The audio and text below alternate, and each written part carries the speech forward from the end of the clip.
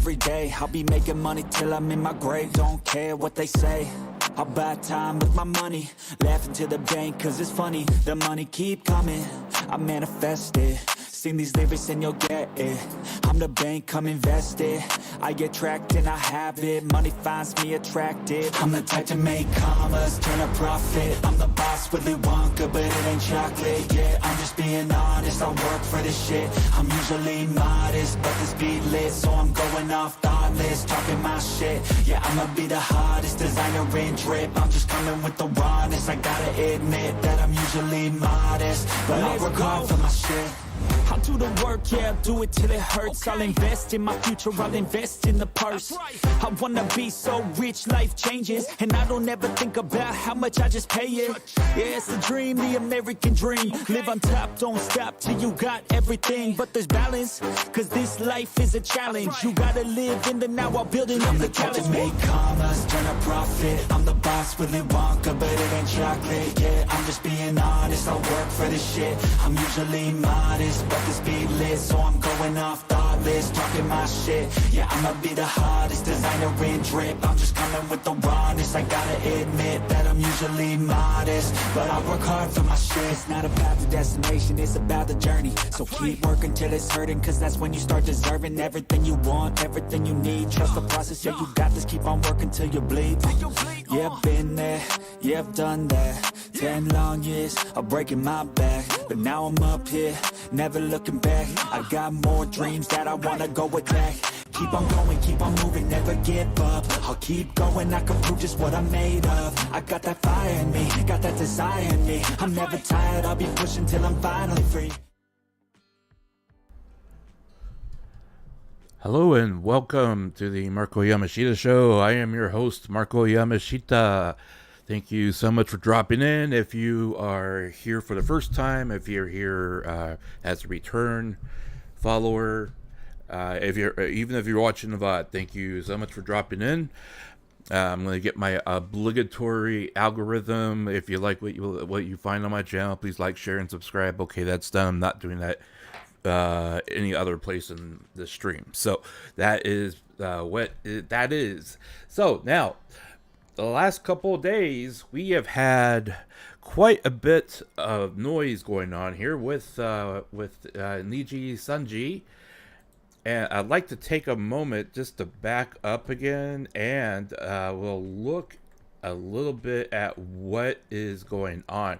Now, the most recent part of the controversy, tragedy, train wreck of a situation has been with the termination of Sadin Tatsuki from Any Color, and they listed multiple reasons why what she was allegedly did, and in return she has gone public on Twitter or X, whatever you want to call it, and has openly stated that she was dealing with harassment and bullying while working with the agency, and that it was a very difficult situation in order for her to work there.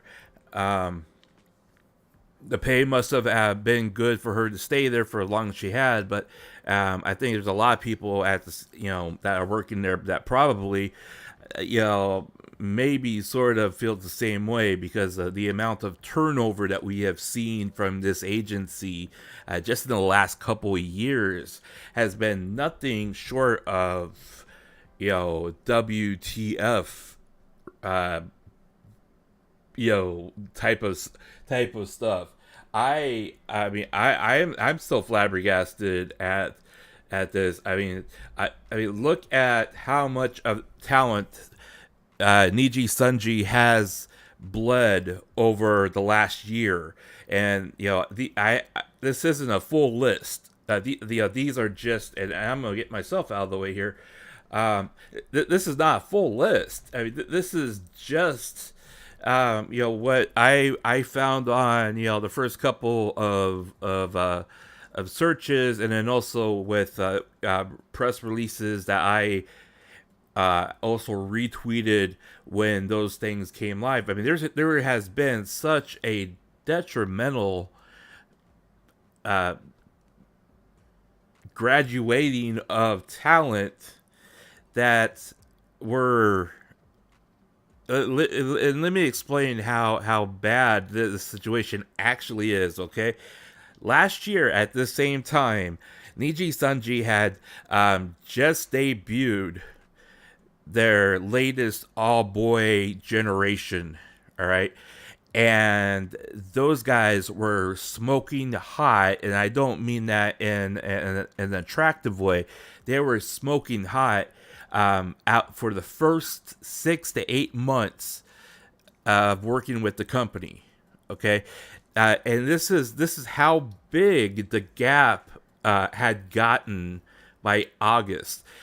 By August, just in super chats alone, and what comes through public analytics that you can pull from third parties and everything else like that, they were averaging over $1 million more a month than all of Hololive.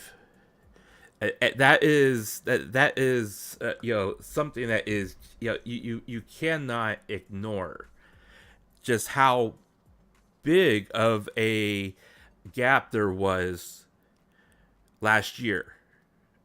And it all started when they debuted their all boy generation last year. That pretty much it felt like it came out of nowhere, but I'm sure that they had some build up to it. But I, as somebody who has looked at Niji as an agency and said, "Wow, that's a lot of people." It is extremely hard to get any kind of feeling of, you feel like how the company is being ran.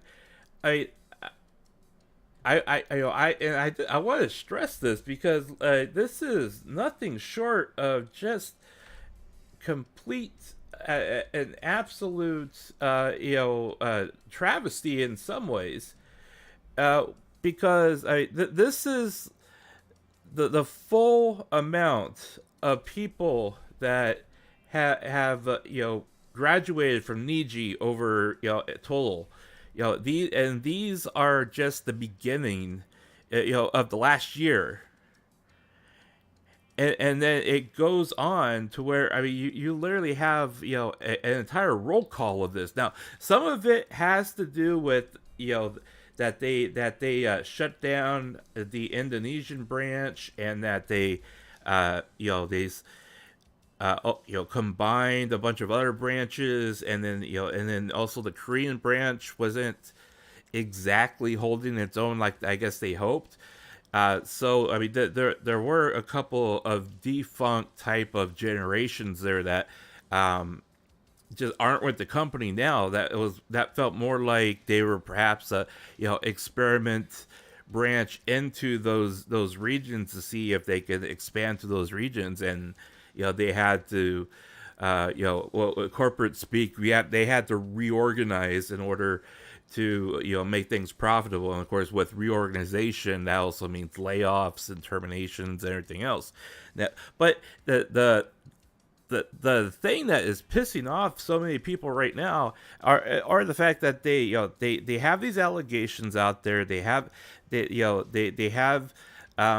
terminated person who is coming out and speaking harshly against the company that terminated her, and saying that there was unfair treatment there within the company. And then, of course, the company is coming back and saying, well, these are all the things that this person had done, and these are our reasons and rationale behind it. Now, I also want to, we're gonna flip scenes here just real quickly here, because Niji has or Any Color rather, the parent company, has come out and said that and they actually have a investors press release here on their website, and this went live today. Well, today for the present. Actually, it would be probably yesterday for people that are in Japan. Today for us, okay? And this is their official press release for the impact of the decision to terminate an affiliation contact with Niji and Liver and our financial results. Now they're coming out and saying that the impact of the decision to terminate the affiliate contract with this person on February 5th. They made that decision, and that the impact of the decision on our financial results will be negligible. Okay, now they are essentially coming out with this press release and trying to spin it their way. And I'll show you exactly why they are trying to try to spin it their way.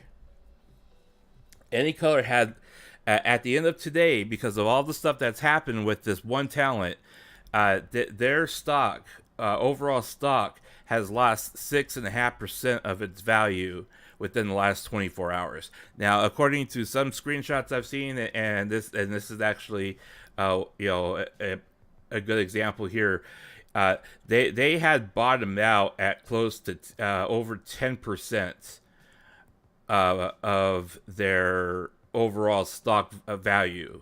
Okay, this is significant because we're talking public investors here, and they're a publicly traded company. So when you have your stock bottoming out at you lose 1/10 of the value of your company. That's no small change. And to prove that point, we're gonna go back over here, and I just want you guys to see. I want you guys to see exactly what we're talking about here. All right, so this is the financial highlights of the company coming up here, right? So this is, we're going to look at, they have sales, they have, net income per share, net income. Now this net income is actually probably a metric that we don't want to focus on here, because we want to look at what is called the operating income here. And this is profit after they pay their bills, they pay their talent, they pay their employees, so on and so forth. Okay, so they're saying that it's going to be negligible. All right, so at the end, you guys also remember that with physical years, and they can set their physical year wherever they want to, so it doesn't have to be January. Okay, so in this case, their physical year starts in April. Okay, so if we look at what the latest report was, their operating income was 6.4 6,482 million yen. Okay, so they lost 10% of that amount. And if we look at what the what the percentages of that, we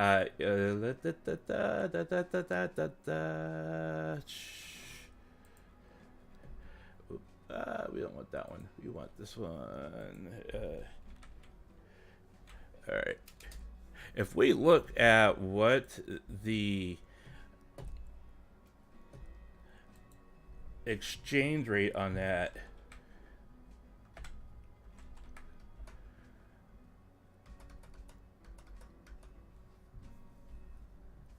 okay, so we're talking that last year they made $43 million after all the operating expenses, after they paid their contracts, after they paid their fees, their rent, lights, utilities, whatever. They still made 43 million US dollars according to their last physical report.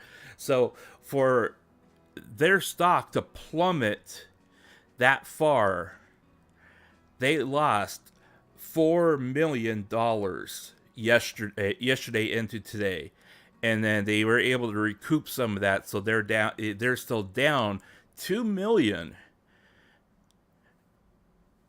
in overall cost. That is, that is very significant. I mean, we're talking like, that we're talking millions here. Hey, the cool 2T, welcome to the chat. Thank you so much for dropping in. So I mean, we're talking a lot of money that they had lost over the the last year or the last day. And that's no chump change, If you look at any color, I mean, their stock went down 6.5, right? Okay, so their stock went down 6.5. Now, Cover Core, they have the same profit margin arc because they are basically competitors in the same field, right? So if we look at what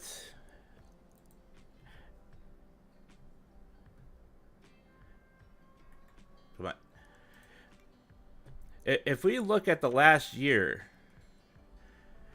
right, this is basically what any color does, though. They have they go up, and then they have like their own market crash, pretty much, and it goes in waves here, and this is because every single time, at every single interval here, they've lost talent. Every single plunge like this, I mean, it's not a coincidence that this is happening.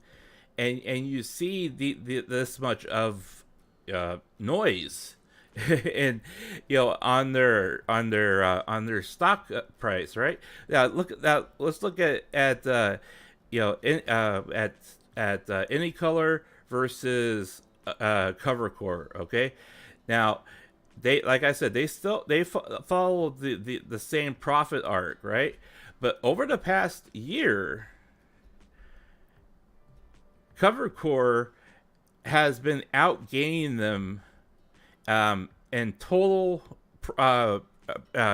profit that is coming in, while Niji has had these one after another, terminations, graduations, whatever you want to call it, all right? And this is significant because every time that they lose talent, they're losing money.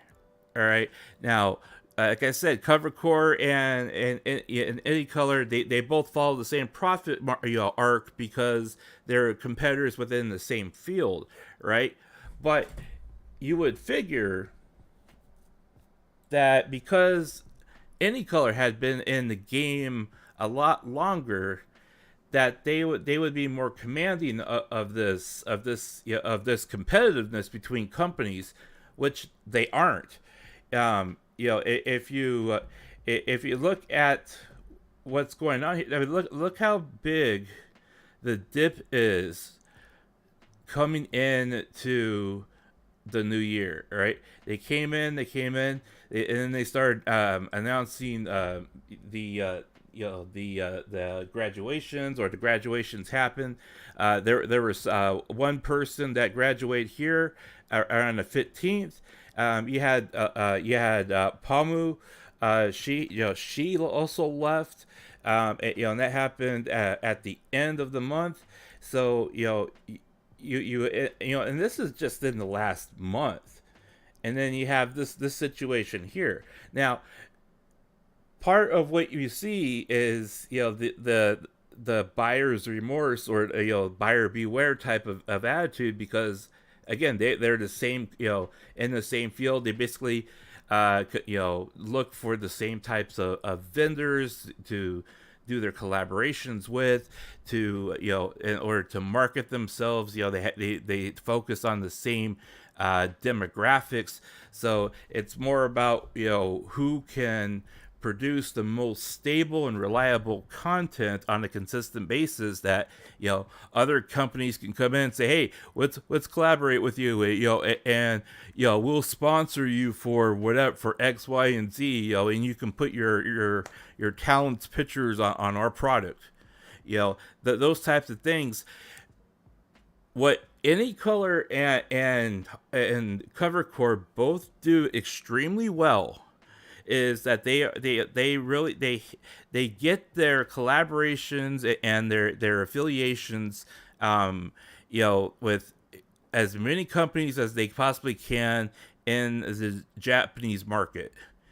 And then they branch out, and then they try to look for those collaborations in other places, right?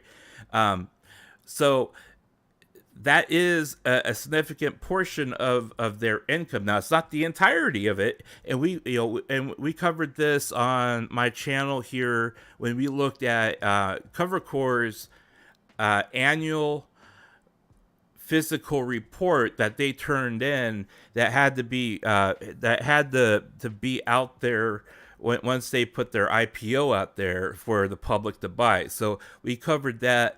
I believe it was in April or May on my channel, right?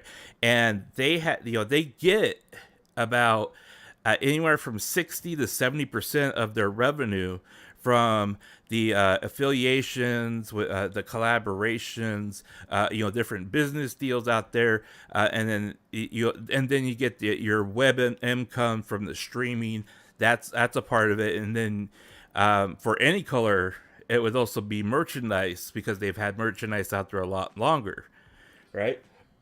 Excuse me. So you have you have those different sources that are coming in. And it's not like, well, this happened, people aren't going to buy merchandise, and their stocks going to plummet, or even if they don't get the super chat revenue that they normally would get. They would lose 5-10% of that income, during that particular portion of the controversy or whatever's happening.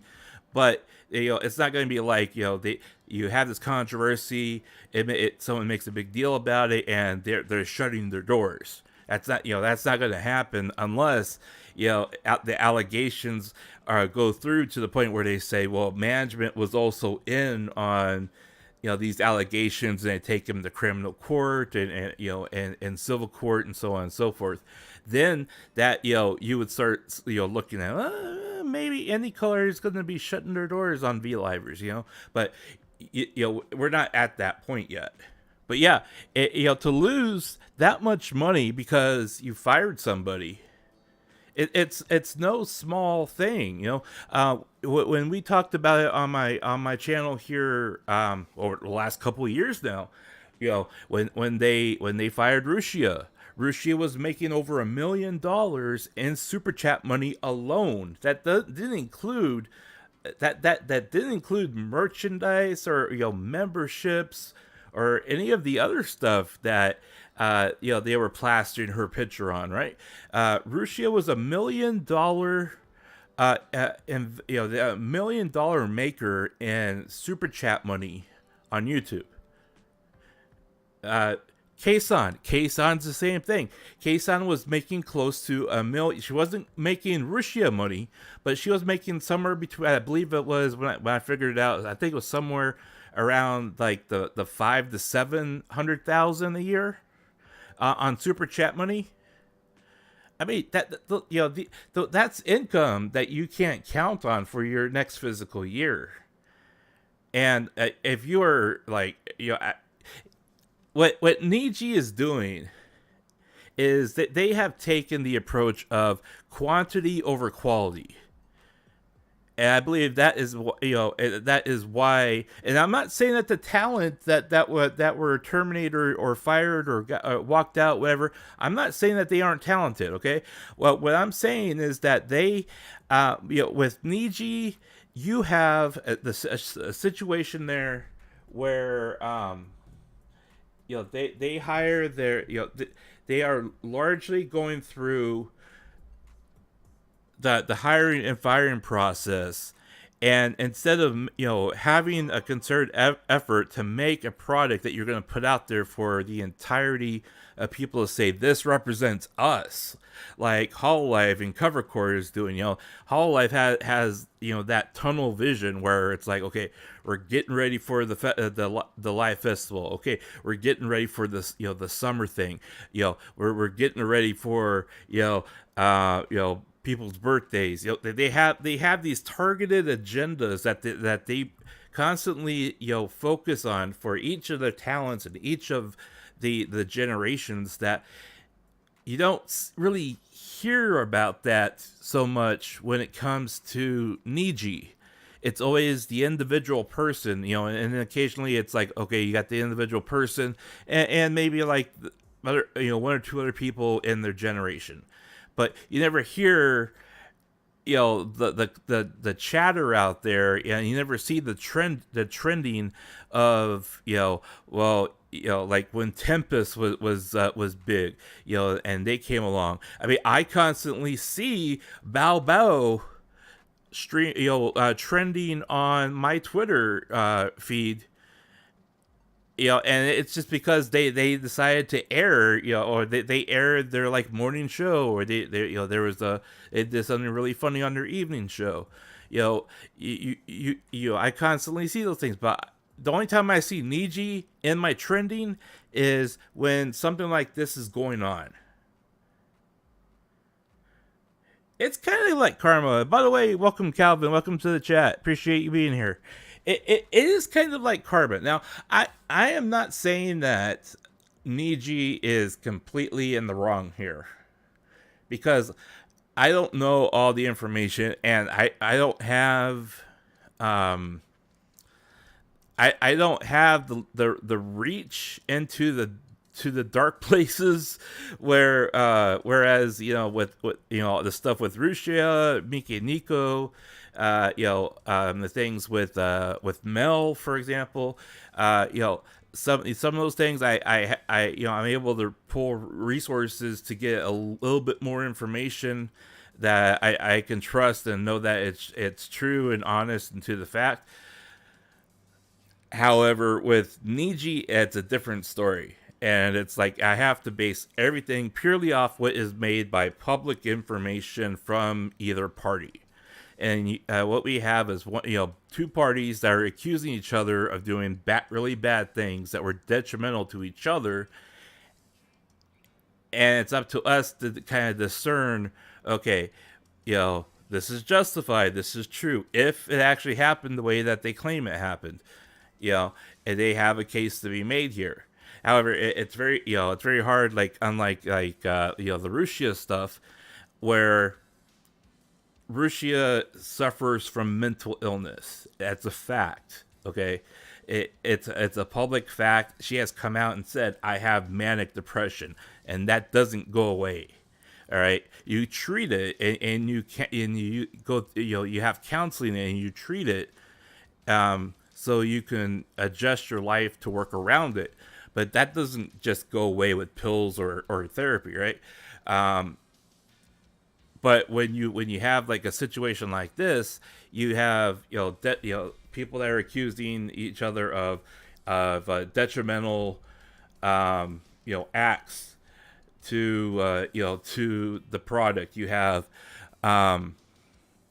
activity rules for affiliated livers. They have they claim that, and I don't know when this came into effect, that they have established activity rules that they must follow for being affiliated with them.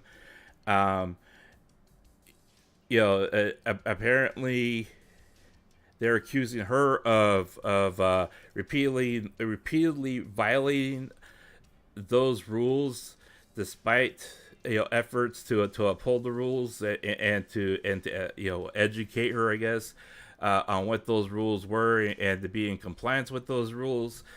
She apparently she infringed on third-party rights, including copyrights. Violations also include unauthorized usage of works and assets belonging to other affiliated with any color, uh, disregarding the intentions of those parties, lack of communication with the creators, which was,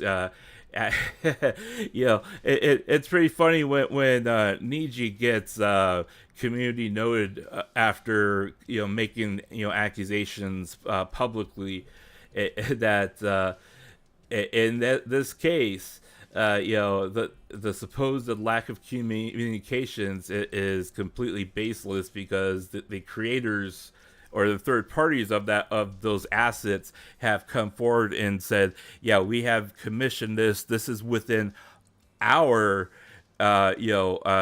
usage rights to the people who commission us. That's between me and them. That doesn't involve any color, so you cannot sit there and throw that accusation on us, because we can give them permission for it.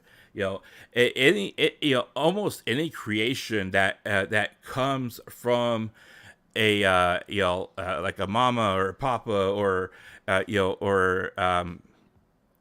commission, that party has legality to it, to whoever they produce and give to that person. And then it would be up to, say, any color and that creator to work out any differerences, where they say, well, we have the rights for that. You can't draw this and just give it to somebody else. That would not be on Celine. That would be on that creator. So, I mean, that is completely baseless there. But yeah, this whole situation here, it's looking like it's being handled extremely poorly. All right, and let me explain why I feel this way. Number one, they came out and they spelled out everything that she supposedly had done wrong with the company, right? And this is dated on the 5th. So 2 days ago, when that termination notice came through, and they said, "Okay, you're done. You're not working for us anymore," and they put this up publicly. This is their public statement on why they terminated her. Okay, so and this it actually is kind of. I hate to use the word comforting to a listener or to a fan, but it's very kind of like reassuring that they're at least trying to be transparent, right? However, when you have this kind of situation and they terminate you like this, and then that person that's terminated said, "Hey, when I was working for that company, I was harassed, I was bullied, I was, all these different things, and all this stuff happened, and nobody in management did anything after I reported it to them," and so on and so forth. That kind of turns everything on its head, because it goes less from, what they claim what rules that she broke. And then first you have to go look at and say, well, okay, were you even, respecting her as an employee for your company without violating her rights as an employee and as a person, and taking care of business when she was employed for you? Because that's first and foremost. That if the company itself isn't going to follow their own employee handbook rules, as well as labor laws, and they're pretty much like just be working in that gray area, not doing anything, for them to come out and say, okay, I mean, we're getting rid of her, and this is like all the bad stuff she did. That's kind of like, a co-criminal outing out their partners in crime and saying, yeah, they stole all of this stuff, and I stole too, but you need to arrest them because they stole more. You know what I'm saying? This is kind of what the situation is. And if you look at it and you kind of say, well, they both broke each other's rules and laws, or they both broke the law of the civility law. You kind of have to say, okay, well, both parties are at fault, and that person has to, if you want to make her come up and say, yes, I did all this stuff and I was wrong and it was justified. But yet any color just kind of walks away from this, like many other companies have in the last couple years. And this is why I keep going back to, you can't let the agency walk away from this without those, accusations being addressed. Hey, look what happened 2 years ago, okay? Russia also reported that she was having problems with with a person at Hololive, and nothing ever got done about that, right? Then you have the current situation with Mel. Mel was terminated, and she was dealing with, she was having so much stress that she supposedly went outside of the company and talked about it. Okay, and then that got back to, that she's talking to other people outside about things that she's doing with the company, and and that's a breach of what's in the employee handbook, so you're fired. But yet when you sit there and you're yelling fire, fire, fire, and everyone's like, if the building burns down, that's fine, I'm just gonna sit here and keep working. Just ignore the fire, and the fire will ignore you. You know what I'm saying? That's kind of what it comes down to. And so when we sit here and we look at Niji, and when we're saying, well, they have this whole thing, it's all professional, it's all looked, and apparently they have it all documented, so it has to be correct. And then on the other hand, we have what she's saying and all this stuff that's happening, and that she's speaking out against it. We have to kind of look at this and say, okay, well, yeah, they both did what they shouldn't be doing, but Niji's got to fess up to it and say, okay, this stuff did happen, we did not address it properly, and this is what we're going to do for our employees going forward, so this problem gets addressed. But that doesn't happen anymore. And that in the 3 years that I have been involved with VTubing, all the agencies where this stuff has happened, agencies do not ever go on record and say, this is what we're going to do to fix it. This is what we're going to do to remedy the situation. This is how we're actively working with our current talent to make sure this doesn't happen again. I mean, let's just look at Production Kawaii. You have an entire generation that walks out on you, and then they have gone out and made their own VTuber company. And now they're even getting collaboration partnerships with mobile games now, and that they're getting stuff done in the game that represents them, and they're working together, and they're doing all this other stuff. You lost 4 very talented people who are able to go out and do this on their own because you as an agency weren't organized enough to handle the problems that were happening right in front of you. Now, yeah, they terminated Ocean A for what her breach of contracts and everything else like that, and that's a totally different ballgame. And she was majorly caught guilty doing this stuff, and she came out and said, "Yeah, I did all this stuff, and they caught me." All right, but you gotta really look at this and say, okay, what did the agency do? Well, the agency went out and they pulled out their leader of their first generation, and that leader was like, I wrote all this stuff, all these accusations are correct, and I wrote all this stuff, and I know this is all to be true, even though she was completely out of the loop the entire time this all thing went down, because she was camping with her parents. All right. And she even said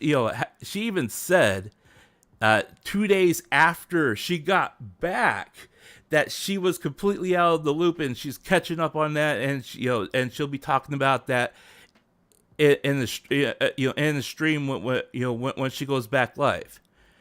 But then the company drags her out and says, "Well, I organized that entire speech that was given. That was written by me." It's like, okay, so how did you coordinate all that with every other person in your agency that's left, when you are supposedly camping out someplace and you couldn't even send a text message or a tweet because you were camping with them and you were completely disconnected from the internet?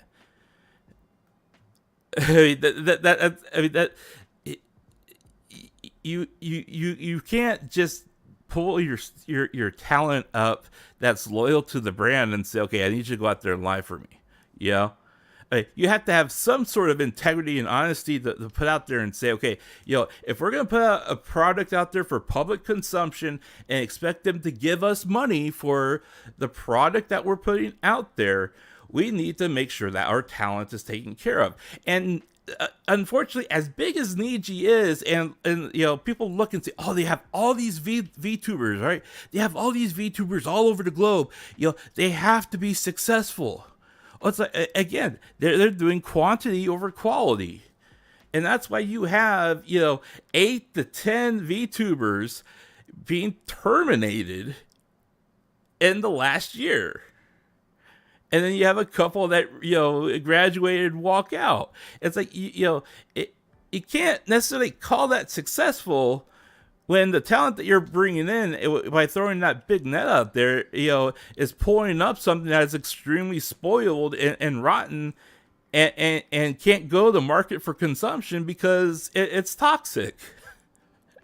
So, and this whole thing that came back about 6 months ago, Niji was like, okay, you know what, we're doing this reorganization of management and organization of the company, and that's corporate speak for, we're downsizing because we're trying to maximize our profits. And so, don't be surprised when a whole bunch of people, have to leave the company, which is what happened. They had an exodus back then of lots of people. But nothing ever came about it. And if you look at the releases here on their website, where are you at? Oh, not that one. That one.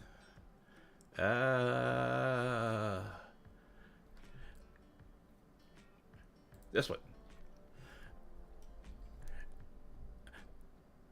Right, if you look at their investor press releases,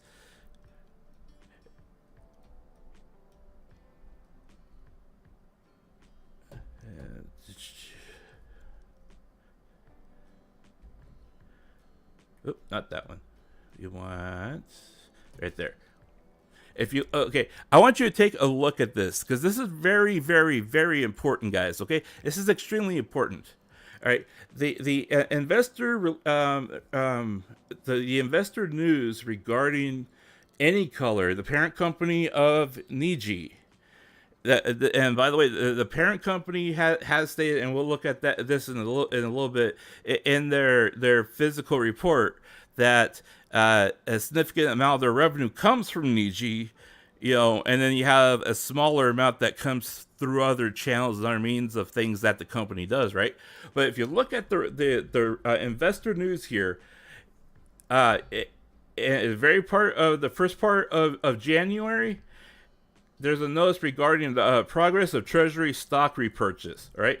And then you look at it back in December, there's another notice, all right? In the last 2 months, Any Color has gone out, because they're a publicly traded company, they have gone out and bought their own stock. So basically, there's stock out there in the public's forum, in the public square, and they're going out there and saying, okay, we're gonna come out there and we're gonna buy the stock back, all right? And the reason why you buy that stock is, especially if you're that company, is because your company is undervalued in the market, which means their company isn't worth as much as what they think or want it to be. So you artificially inflate, the value of your company by buying your own stock. right? So and of course, when you buy your own stock, that eats into your net income, which means you make less because you're trying to buy up your company to make sure it maintains a certain value. But they're going out and buying their own stock. And as we saw in the last 24 hours, because even when they bought their own stock, they still they still lost over 10% of their value, and they came crashing down because of all the fallout that's been happening with their current talent. This is definitely, every time something like this happens, it spooks the investors, and they look at it and they come back and say VTubing it's a niche thing, so there's no point in long-term investment in it because it's a niche thing. We're seeing the whole niche implode right now. We're gonna be very wary of investing in this. I mean, that's what ends up happening. And every single year for the last 3 years since I've been in VTubing, we have seen and we have witnessed the volatility of what the current landscape is of the industry of VTubers, and it's very volatile, and a lot of it's because these companies, these agencies, have not defined the certain boundaries that many other genres out there, like singing, music genres, acting genres, filmmaking, so on and so forth. You have these boundaries that are set there, and he's like, okay, this is going to be the standard, this is going to be the rules, this is going to be your etiquette for your what you're trying to put out there for people to consume. If you don't have a proper etiquette for it, you have this extremely volatile buyer base, people who buy your merchandise and consume your product, and then you also have a very volatile public investment, because every time something like this happens and there's a big shakeup, people get spooked. And it's no coincidence that Cover and Any Color, both made this plunge here, this big deep dip, and then you had this other dip back here. It's no coincidence that these dips happened because of the volatility. Mel was terminated right around this time from Hololive, so that's going to affect Any Color because they're a VTuber company. And then you have all this stuff happening, and what you have it on the 5th. She was terminated on the 5th, right? And then as soon as she was terminated on the 5th, when the bell opened up, I mean, they had a 2-day slide in value, and they lost 10% at the beginning, and then they managed to close up, but they're still down 6.5. So they lost 3.5% of company value, which is a couple $1 million right there. That's just gone. Wiley, welcome to the chat. Didn't know Hololive had a smaller price than Niji. Yeah. So here's the other thing that's also extremely important. Because you have Any Color and Hololive, right? They're both publicly traded companies now. By growth, as you can see, Hololive has been knocking it out of the park. I mean, constantly knocking it out of the park. Right now, if you look at their price, their closing price here. Hololive is only 500 some odd yen away from overtaking them in overall market price and value. Now, this means that despite Hololive had been around, right? I mean, they're going into their 4th year of actually being in existence, but they only been a publicly traded company for the last year, Okay, so when you look um, at year wise, when Hololive started, they started off at 1349, and they've grown to over 2,800. All right, so that is an increase of over 100%. That's 108% value increase in market share value. All right, that is in the first year. They have successfully gotten their own value up there with Any Color in 1 year.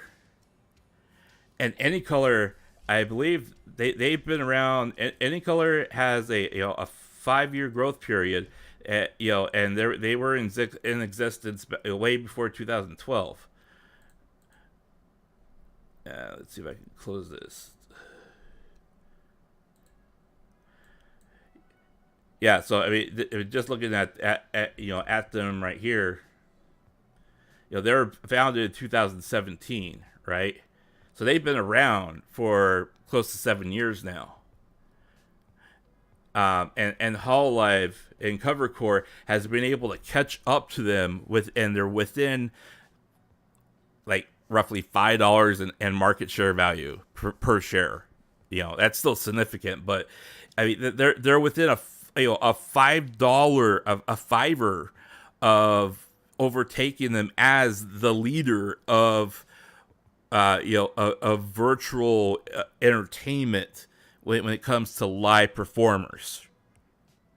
I mean, that is pretty big. I mean, that really shows you that. I mean, you have Any Color who kind of, it feels like they see talent out there, and then they find talent like they kind of like, and it's like, I like that one. Okay, we're hiring all of them. Now go out and do your thing.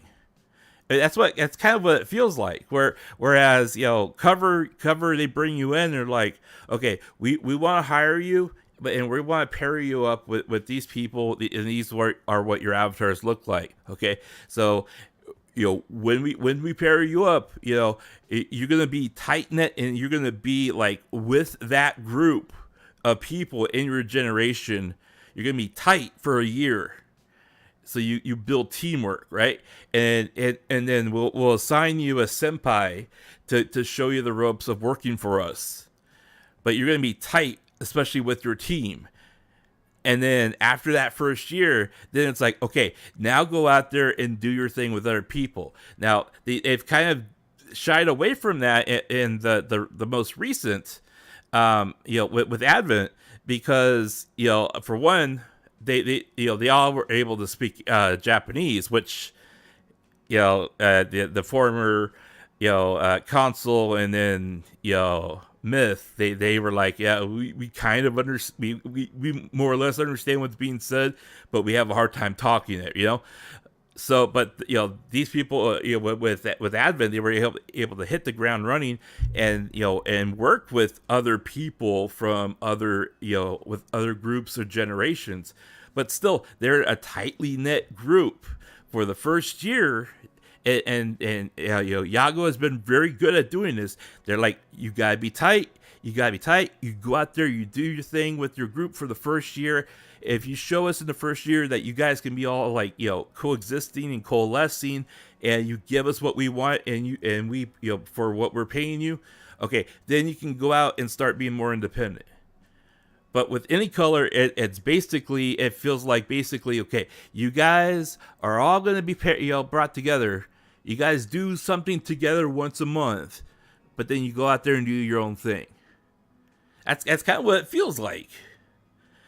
And I didn't exactly, that I did see some buzz for them when they did their like little festival live event thing.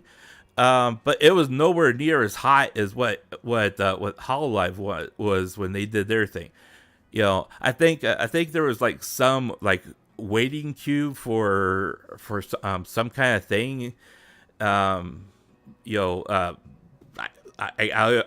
even remember what they were selling, but there was like some queue that was like over 2 hours long or something like that.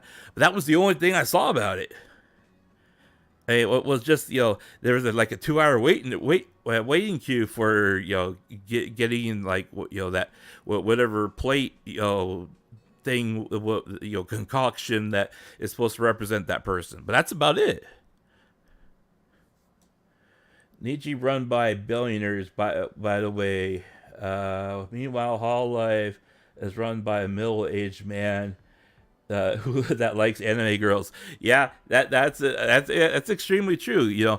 And you kind of see what the reflection is between a company that just kind of like throws everything into the fan, and then once the fan blows that against the wall, they see what sticks, versus Mr. I want to have an idol, virtual idol group, and they're gonna be like national treasures, like AKB is, that kind of thing. And I mean, as much as I hate the fact that things are turning that way with Hololive, I gotta respect Yago for sticking to his guns and like saying, okay, you know what? If you're gonna go out there, you're gonna talk like that, and you're gonna walk like that, and I can't bring you down a little bit to change a little bit, just for the image I have in my head. Okay, go do your thing, and if it's successful, we'll deal with it.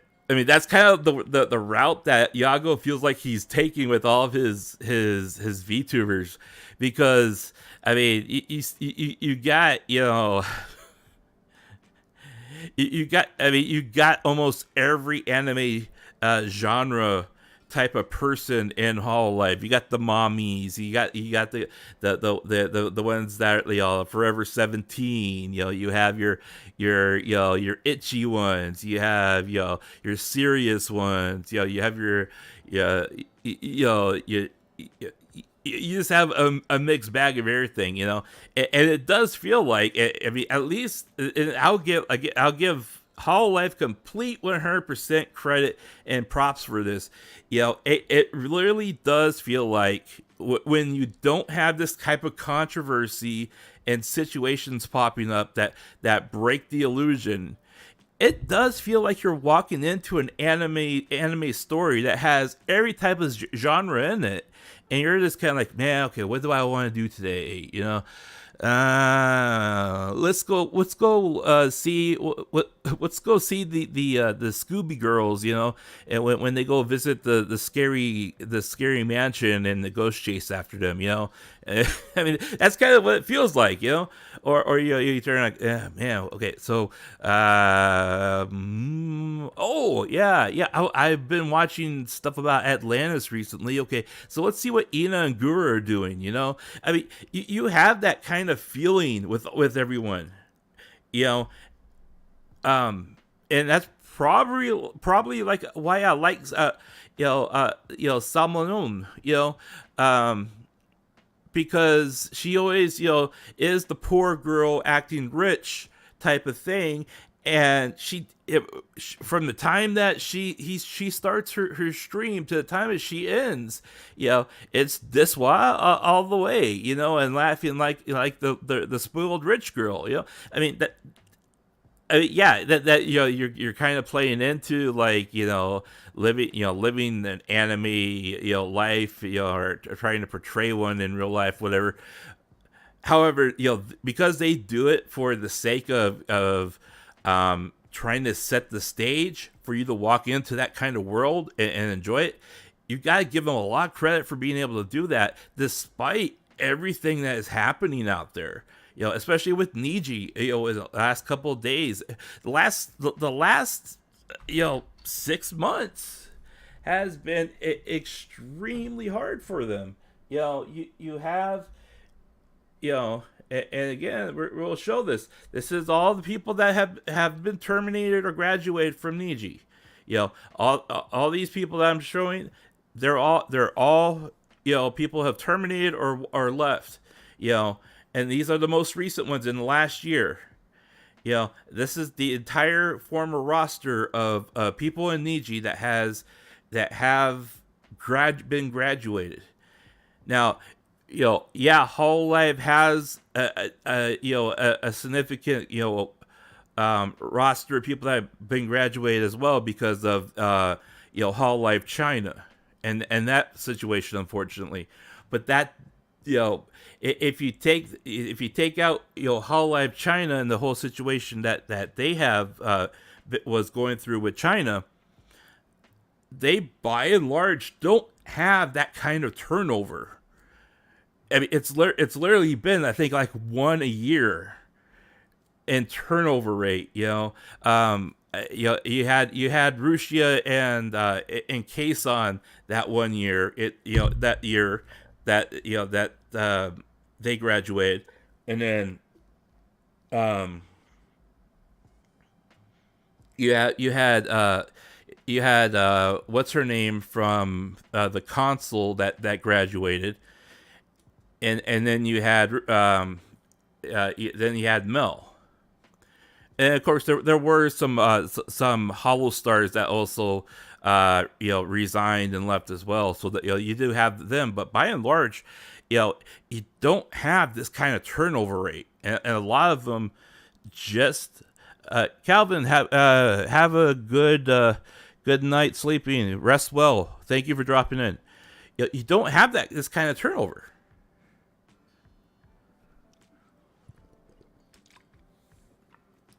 Yeah, he's still gung ho about making this.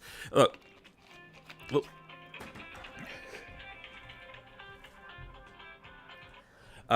sorry about that.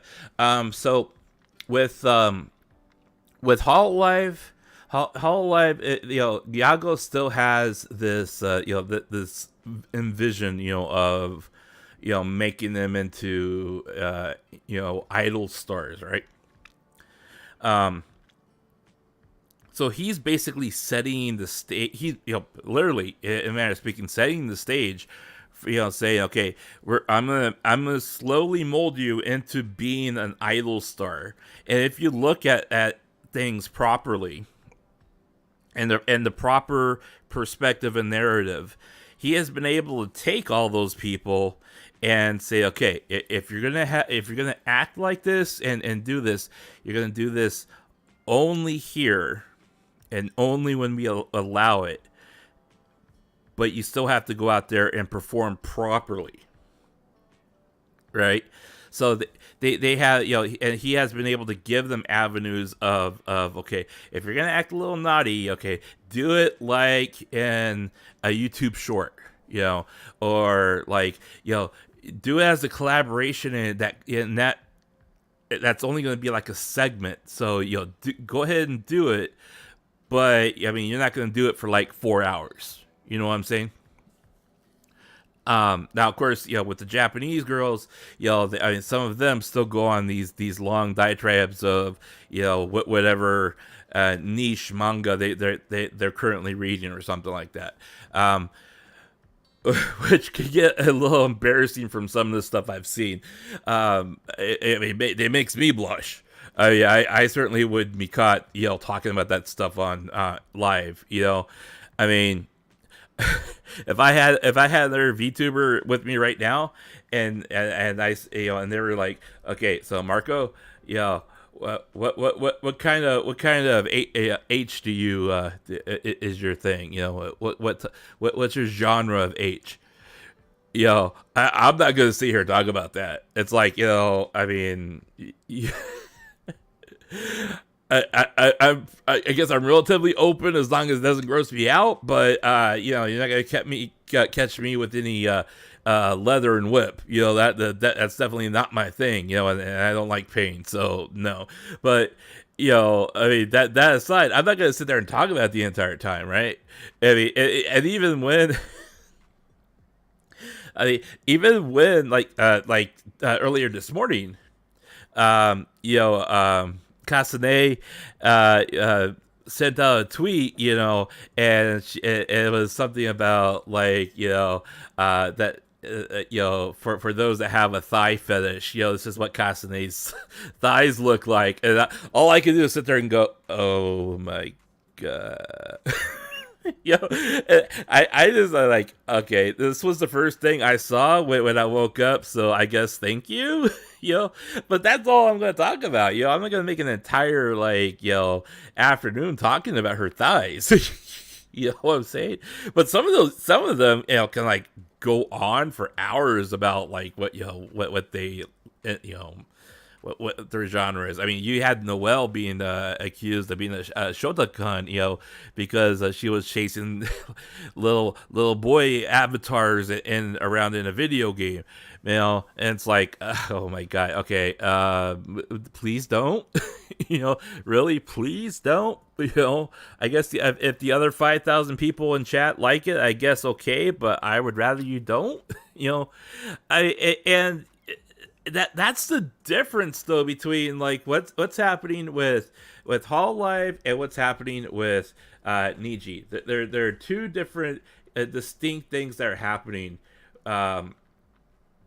between each company, and just like the revenue growth here over the past year and the value growth of their companies, that gulf is getting wider. This is zero. This is margin of zero for your company, all right? This is breaking even. And they've only showed a growth of 3.8% over the past 2 years. I mean, that's... you can do, like, statistical math and bring that up to 33%. Like if you only quote what your overall value is worth over the past year, what their year on year is, and that's what you'll see a lot in their financial reports.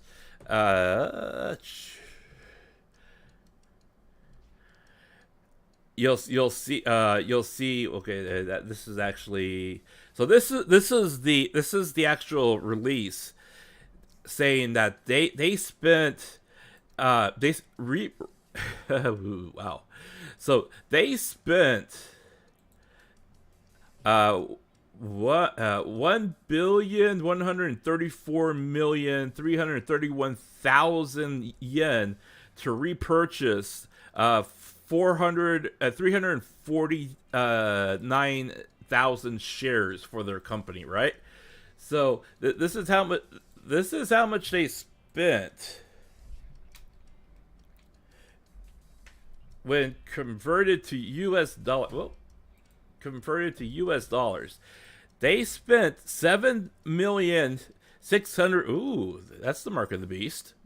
Okay, I think it might be telling us something there. They spent 7 million buying their own stock here last month in order to keep. This is last month, right? So when you come back over and you look at the stock ticker here, right, for the month of January, they had an overall revenue growth, or value growth of almost 6%, but they went out and they spent 7 million of their own net profit in order to buy stock to keep the price up that high. That's what this means. So Wiley, here's what basically what they're doing. All right, so you have the actual report here. Let me pull it up here real quick.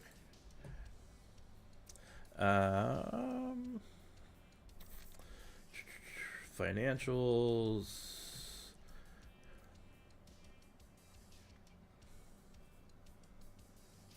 Come on. Oh, it's 2024. Okay, now if we go back to they're behind on their they're it looks like they're behind on their reporting, but you got to remember that they do these reports in 3-month cycles, and their fiscal year starts different than what the regular calendar year is. All right, but if you look at their at this at the document here, okay, and you see that what they have net sales, and then you have operating profit, and then you have ordinary profit, and then you have net profit, right? So operating profit is what they are making after they pay all their bills. Okay, after they pay all their bills, after they pay their employees, they pay the rent, utilities, taxes, everything else. This is how much they have left over. Okay, and this is for the last quarter. This is a quarterly report. So they had an operating profit of 6,482 million. All right, so that's what they were able to make. So what they did is you get that profit, and combined with whatever whatever liquid assets you have, liquid currencies that you have in your reserves that you've stockpiled as profit for that year. They went out and they took that, and they went out and they went out and repurchased their stock. Now they do that because that's what they how they famously term reinvesting in the company. That basically means they went out and bought stock to keep the company worth this much money. That's basically what it means. So when you hear somebody, especially if they're from HR or management, and they say that we're reinvesting in our company, that basically what they mean is that they're going out and buying stocks or shares in their own company so they can keep it up for that value. Now, the purpose for that is, number one, so it looks good on paper, right?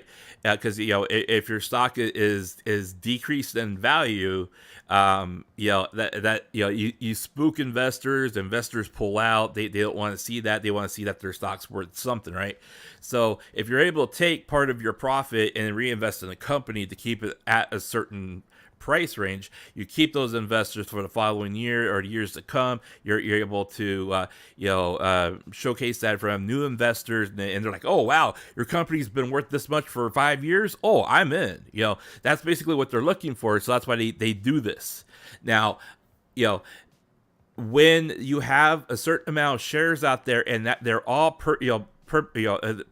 publicly being traded, now they can release some of the shares that they have stockpiled into the public arena for more people to buy and invest in their company.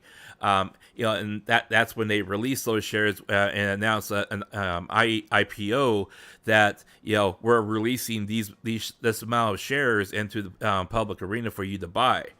And they typically do that when they're seeing really rabid investments coming in when their stocks are all bought up, and they're looking to say, look, our company's growing, people are buying our stock, our price is going up, we're in demand. That's what they're all trying to do, and it's all to look good on paper, right? But the end result is that they're also, and this is the other big thing about the entire thing, you are looking to keep those investors in the company, as well as those collaborations and affiliations, in order to maximize the amount of revenue that is coming in that is stable, that and you would consider that stable. Whereas a VTuber streamer, they basically live or die by the amount of people that watch them and the amount of money that comes in through super chats, Streamlabs, so on and so forth, and that can vary from month to month. So, that's why you have so many people putting out so much content, and they're all like constantly like, like, share and subscribe, let's share and subscribe, because they need to have those clicks and that watch time on their stuff, so they get paid. But if you're publicly traded, and those companies have an invested interest in your company, and you're putting out products together, or you're co-collaborating with them, that's guaranteed investment. That's guaranteed payment into your company. So that's why they do this. But it's also a sign that if they keep doing it, and this is what the thing that's kind of scary in this case, if you keep doing it, and you're seeing it year after year, which, I mean, you had you had these things come about. um it's very concerning, because that means you're artificially trying to keep your product at a certain amount in order to attract investors. you know and if you constantly see these notices that they're repurchasing their own stock, that's basically an indicator that's saying, hey, we're starting to stagnate, which the curve automatic obviously is showing. And we need to figure out how to make this go a lot better. Like, see, you had them buying their own, repurchasing their own stock here, in 2 months in a row. And then you had change of listing, and then notice approval of the listing change, and then application to change listings, and then they also evaluated their forecast in 2013 on March 15th. Right now, this is when they were flying high, and they were beating Hololive head to head in super chat money and in concurrent viewership. I mean, this is when they were like really flying high, and they felt so confident they could keep up the momentum that they reevaluated their forecast and upped the amount of growth expectancy in their forecast. And then that's another reason why you see them buying stock here, because you had all these other things that came about where you had people terminated, stuff being said live on stream that people made a big deal about. Like, back after they made that announcement, one of their talent was watching a baseball game, and she asked, all she did was say, so what happens when you hit, if you hit the batter with a pitch intentionally? Does he get fined or thrown out or what? And you had your baseball fanatics and the audience hear that, and they took offense to it. And she was just asking what happens. She's like, so if you intentionally hit the person with the ball, like you see in MLB all the time, where you have a pitcher that it gets really ticked off at a batter who's constantly getting on base because of them, they will throw as close as possible to that person, because they're mad at him, right? And they're trying to get, especially if he's crowding the plate. So I mean, all she did was like, okay, so what happens if she actually, if the pitcher intentionally, hits the batter with the ball? What happens? Does he get fined? Does he get thrown out? Does he get suspended? What? People got offended about it, and they made a huge big deal about it, and a huge controversy about it, and she had to go on hiatus, and then they let her go. I mean, literally, that's all she did. And Niji was like, we apologize for the offensive behavior of our talent while, interacting with her chat. It's like, she asked a simple question. I mean, she wasn't intentionally being malicious about it. She wasn't sitting there cheering him on to, him with the ball. She was mad that the game was on instead of what she wanted to watch. But that was it.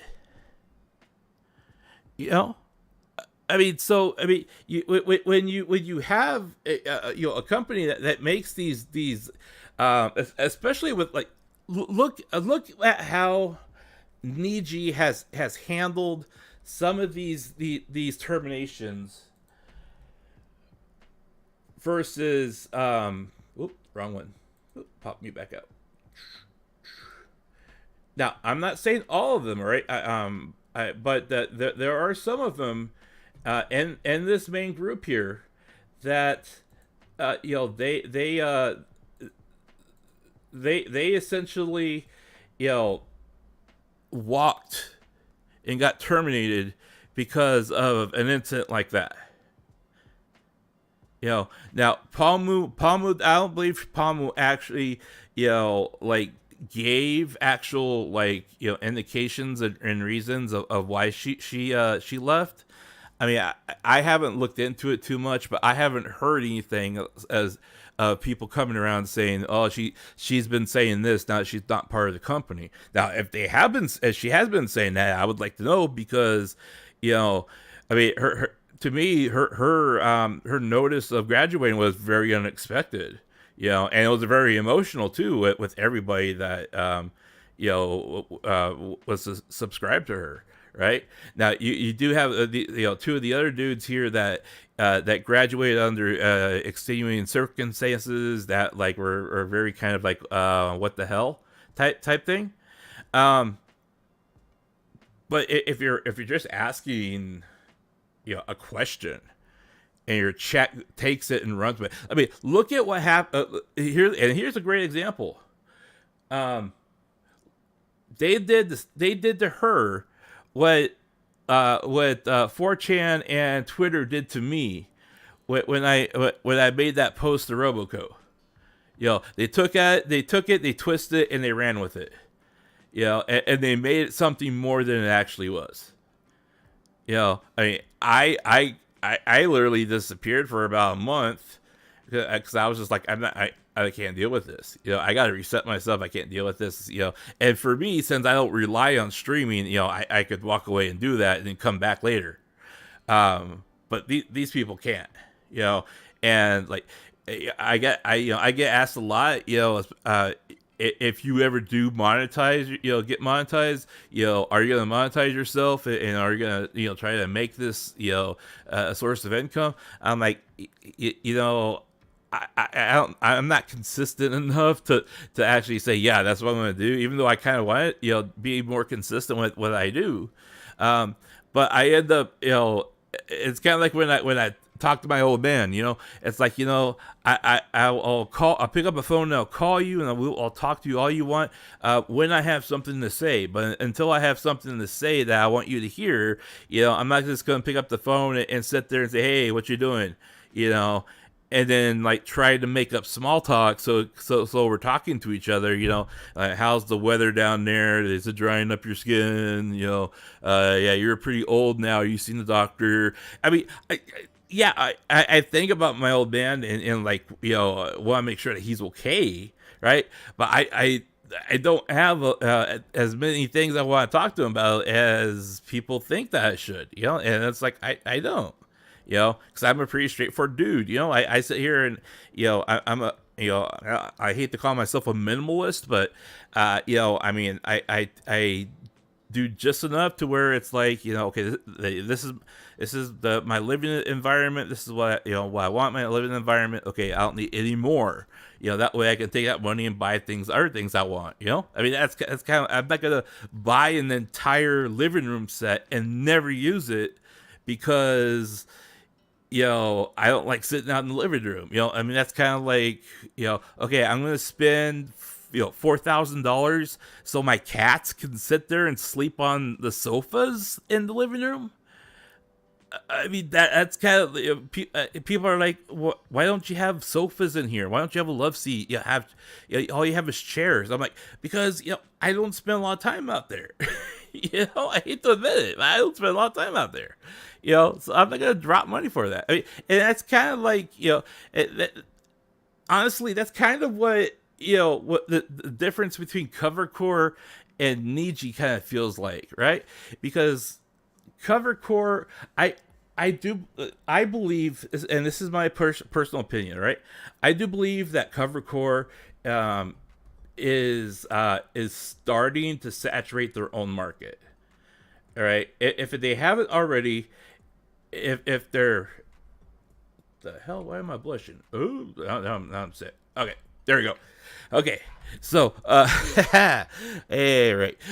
So I do believe that I do believe covercore is saturating their own market, and if they go through with what they've said in various reports,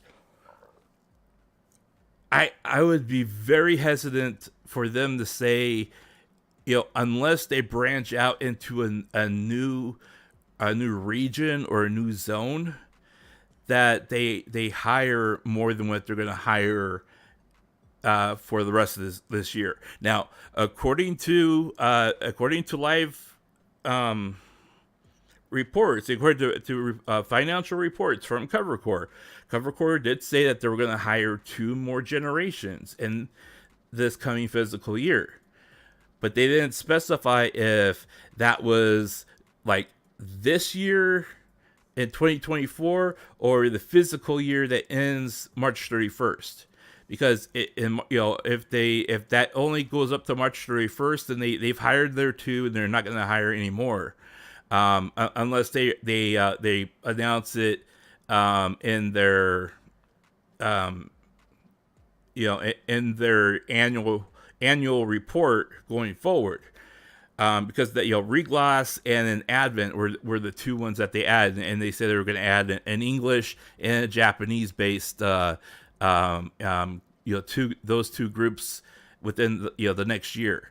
Now they will make their report available. I believe it has to be turned by law over in Japan. It has to be turned in March 25th or 26th, I believe. So once that's put out there, I'll definitely pull it out, and then we can look at it together. But I honestly feel like that's kind of like what CoverCore does, though. It's like they compartmentalize things, and then they say, okay, we're gonna buy this, we're gonna buy that, we're gonna invest in that. Okay, that's it.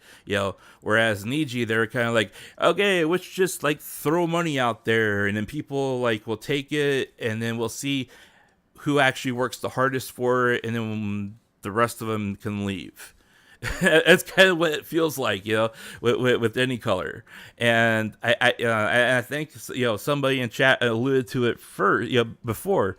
They have a very corporate type of vision for it, whereas CoverCore, and I actually think you made a great point there now that you mentioned it, because this kind of goes back to what Yago said, I believe it was like a month or 2 ago, where he wanted to make Hololive more like Disney.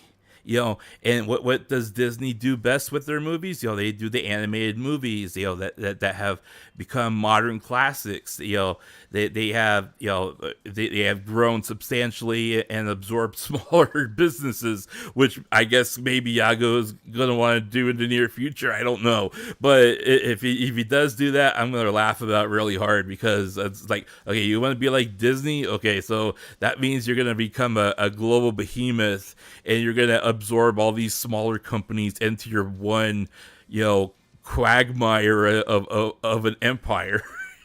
And then he's going to be sitting up there on a throne with his eyes burning red and going, yes, I got everybody. But okay, so half a decade, hope she reaches 20 years. Yeah, so, and that's kind of one of the other bad things about the people that Niji had released also, because I didn't put her on this one graphic, but Yuki, she was one of the original very first generation in Niji, along with another girl that graduate at the same time, and they had been VTubers for Niji with the same amount of time as actually more longer, since I believe she was like a year or 2 more, so she would have been about 5 to 7 years, I guess, of streaming for any color before they let her go, something like that. But it's kind of sad, because it's kind of like when you hear somebody say, like, especially in video games, where you hear I mean, look at Arcane Studios. Perfect example. Arcane Studios. The Arcane Studios are the people that that put out all the the really good Batman games. As long as you didn't play on PC, anyways. But they put out all the good Batman games. They had this awesome pedigree, and then they come along and then they just produce a clunker. That was I believe it was I think it was Redfall or something like that, or was that Sledgehammer Studios? What was one of the two, But they had this like really. So the company that made Redfall, they had done Thief. They were the creators of Thief and the remake of the name's slipping in my brain. I can't remember the name off the top of my head. But anyways, they did this and they had a big pedigree for it, and then they put out a really bad game that got them tons of hate for it, and you come back around and you do kind of like a post-mortem of what went wrong. And it was like, well, the people that worked on, at Sledgehammer Studios, at Arkham, the Arkham software developers, none of them were the originals that put out those games. Almost 90% in both demographic employee groups were people that had signed on with the company after those games were released. They none of them worked on the game, those games that they were known for. So it's a completely different group, completely different mindset, completely different build, completely different planning, so on and so forth. So you're buying the name, and that's where you often hear people say that you're buying the name of what that company it represents. And in this case, that's where you see the falling for this is that they people got spooked when they said, okay, we're terminating this person. This is what's going on. That person, they're no longer going to be there. So, you have to have some kind of standard to live up to, or some kind of composure that you want your company to be known for. If you want to be known as, the daddy studio for Halo, like Bungie was, right? Bungie had a huge pedigree. Bungie was what they were the Halo people. They built Halo. Destiny came out and it was like really bigly panned at the beginning because it was they had that gold mine little hole in the ground where all you had to do was sit there and keep shooting into the hole, and all those engrams would fall, and you could literally farm engrams by shooting into one hole, and that's all you had to do, right? And they came out and fixed that. Then Destiny 2 came out, and people kind of panned that and said like, this was too short, too linear, and just basically the same thing. There was no innovation, right? So, but the people that had made Halo had either like signed on with other companies and studios, or they weren't even working on the project, the Destiny project, or anything else. They were working on other stuff. So it's kind of like, okay, if you want your company to be known for something and be synonymous with a specific product, you have to have a good product in front of people, right? And the only way you can do that is by, not having this many people graduate within a year time span. I mean, if you compare, Hololive to this, I think that there were maybe 2 Hollow Stars, I think, that had graduated. And then, they cut Mel, last month. But after that, it was kind of like, okay, this is what Hololive is. And that's why their stock keeps going up, and they were able to double the value of their stock within a year. Is because Hololive is synonymous with a consistent product, and they're not just that VLiver, that one VTuber agency over there that wants to be different, so they call them VLivers. And yeah, it's kind of like, you might have buyer's remorse. That's kind of what it feels like. CJC, are you late? No, yeah, well, you are late, but I mean, we're still talking about the same thing, basically. All right. Like I was showing chat earlier, and I'll pull it up here again for you. Okay. Let's close this out. For the benefit of people that just came in, I'm going to go ahead and review what I talked about. All right. So we know that Niji had fire setting here, right? And they had a laundry list of stuff that they claimed that she did, right? They went through this whole thing. I mean, a 2-page notification of what the termination was, right? And this is like overkill of information versus what CoverCore puts out, right? But they claimed she did all this stuff while being employed with Niji, whereas all the other people in Cover is like, yeah, they breached NDA. Okay, that's it. Yeah, they just breached NDA. Okay, yeah, they're gone. But this is like, she did this, she did that. We told her not to do this, and she did that. And then of course she counterclaimed that there was harassment and bullying and stuff like that was happening within the company aimed towards her, right? And then Niji comes out and says, "Hey, oh, by the way, we're doing a merch drop here, yesterday. Yeah, we're gonna do a merch drop here, and if you want to buy this stuff, look at all this neat stuff that we want to buy. Yeah, that you and a lot of people, they found that very disrespectful, where they're like, yeah, we just fired a person, and we're not going to address the allegations of harassment and bullying, but we do want you to buy our products. So here's a merch drop for you. That's basically what they're saying, right? So there's kind of like a he said, she said thing that's going on. Now, why I say that's why that's significant, and here's where it gets interesting is if you look at the 5-dayer here, right? So March 5th, they announced her termination, right?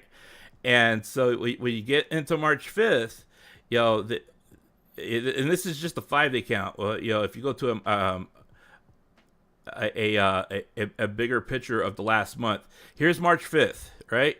And they announced this termination, and all these allegations came out, right, of things that were happening.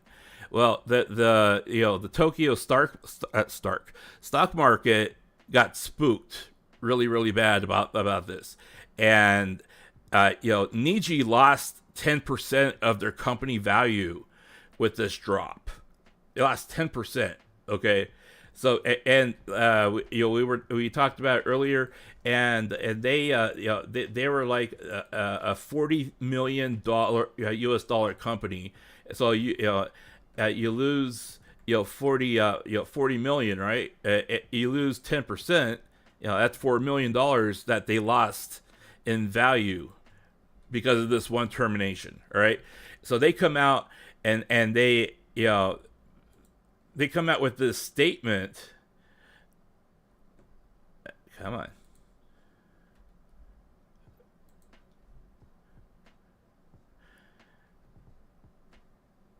So they come out with this statement here.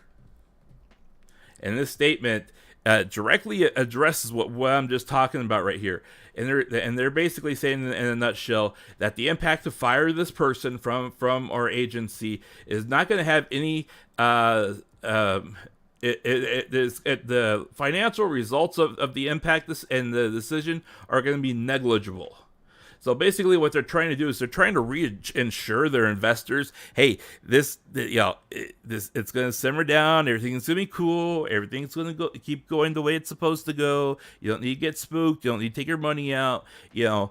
All these things. That's basically what this notice means. Because literally within a 24-hour period, they had already lost 10% of their company value. And now I believe they've rounded out to, what was it?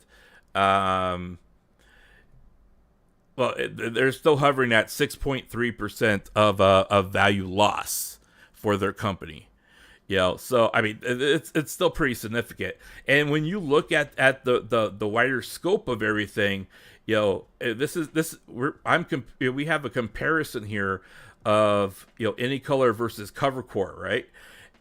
And Covercore, over a max duration here of 2 years, they have doubled their market value of their shares, and that's in 1 year. They've already doubled it, whereas Niji has only grown in the same year by 3.8% within that same year.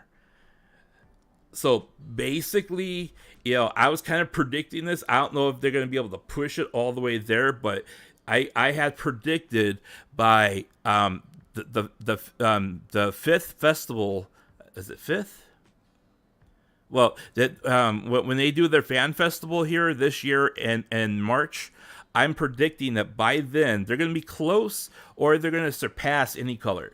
And I've been calling that since last year. So I have a firm belief that unless something very, very bad happens, they're going to surpass they're going to pass Any Color, and then they will be the de facto, leading flagship for the industry. Because they're just going to keep going up unless something really bad happens, like, a controversy like this happens. Which, I mean, those controversies have happened in the past. I mean, just look how bad the dip was here in 2022. And then boom, you had a dip here, and and this was when when Kason was leaving, and then it went down even further. With the whole Russia thing that was going on. So I mean, you have these significant dips, but that's neither here nor there. Most of the time those things recover, especially like what's happened with Covercore here. I mean, even with Covercore, you can tell that there was a significant dip right at the same time that Mel got terminated. So every time a termination happens, there's a dip here. But I went through all this. Actually, you guys have said a lot here. You guys have said a lot here while I was talking. So Any Color yet now, everyone called it black. Well, they somebody did put their name in the Wikipedia as an entry for a black company. And in case anyone gets any racist ideas, it's not a black company as a sign of African American or African descent people working there. That's not what a black company means. A black company is a very shady company that it tries to like skim the law as far as they can in order to make you work as hard as they want you to work with minimal pay, and working conditions are bad. That's what a black company is. That's what it means in Japan, right? Just like there's they have a word for women, and men that that they're basically scammers, and they basically like try to butter you up to get you to pay them money, or give them gifts or stuff like that. I mean, we just call them whores over here, but I mean, they have a name for it.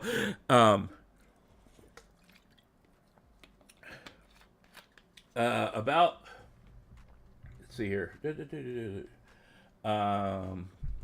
What about the people who have skipped or stopped watching other livers because they don't know who the bully was? Well, that's kind of the other thing too, right? So this statement that Any Color put out is extremely tone deaf. And I mean, you can criticize me for saying that, if you want. I don't think anyone in chat will, but it's extremely tone deaf because they're basically like saying, as far as management's concerned, this isn't gonna affect our bottom line, so it's all good. And it says absolutely nothing about like what the accusations are towards them after they terminated her for supposed violations against what their company policy is. They haven't said that they're going to re-educate their staff. They haven't said that they are going to conduct an investigation for it. I mean, they basically said, we fired her. These are the reasons why it's not affecting our bottom line. Thank you. And that's what people get mad at with Covercore. And there's only, I think, been one time that Covercore stated, actually two. Now there's two. There's two times where Covercore did state that something happened and that they were going to re-educate their talent about proper use of equipment and software when they are representing the company. All right. But it was not like an apology to them. It was not like, we're gonna keep that talent and re-educate them. It was we're gonna fire you for breaking this NDA and company policy, but we're gonna teach the rest of these our talent not to do that again. But thank you for doing it. So you're gonna be an example of what not to do. Good luck. Okay, everyone else don't do what she did. I mean, that's basically what it is. I mean, and Nietzsche doesn't even do that. They're just like, we have a bottom line, and it's not gonna affect our bottom line. So, we're good. It's so bad. It's sad. It's sad and bad. Let's see, what else do we got here?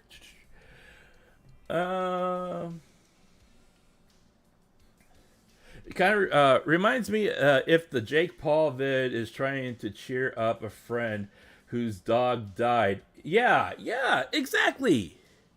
I hate that guy, by the way. I don't know why he exists and is as I guess because people like watching stupid people. I guess, but don't make the stupid person rich. I mean, give him the attention, but don't give him the money. I mean, he's gonna make enough off your clicks. You don't have to hand him more money. I mean, who's the idiot here? The guy that's on camera doing stupid things that are like completely offensive or inappropriate, or the people that give him money for doing things that are inappropriate and they laugh about it because they got the stupid person to do it on camera. I mean, it's kind of like, okay, you got dumb and dumber, and dumber is giving dumb the money, which means that that person is dumber than them, but the dumb ass is the one that's giving him the money to be the dumber one. You know what I'm saying? I mean, it's kind of like the chicken before the egg kind of thing. It's like, what are we doing here? Okay.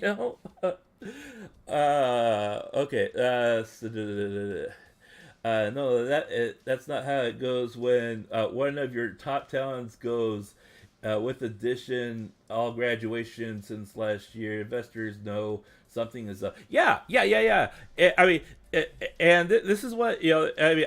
I showed this earlier. These are all the people that graduated within the last year. I mean, this is a group that this is a very talented group. let me see if I can't. I bet I can still pull that up. Let's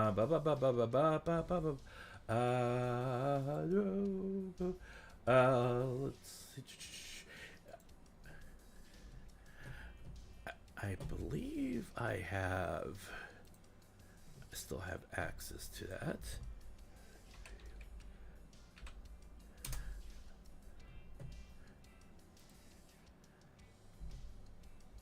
Yeah, so I'm just going to take Pamu as an example here, right? So here's Pamu. This is a publicly aggregated statistical data of her channel and basically all the interactions that happened on her channel. Okay, so I mean, she had a very high like rate. She had a very high comment rate. Let's see here, and super chat wise, so her total revenue, that they were their aggregate total amount that they have for her is $684,000. Now that's total with her entire lifespan of working for the company. All right. As you can see here, this goes back to the 9th.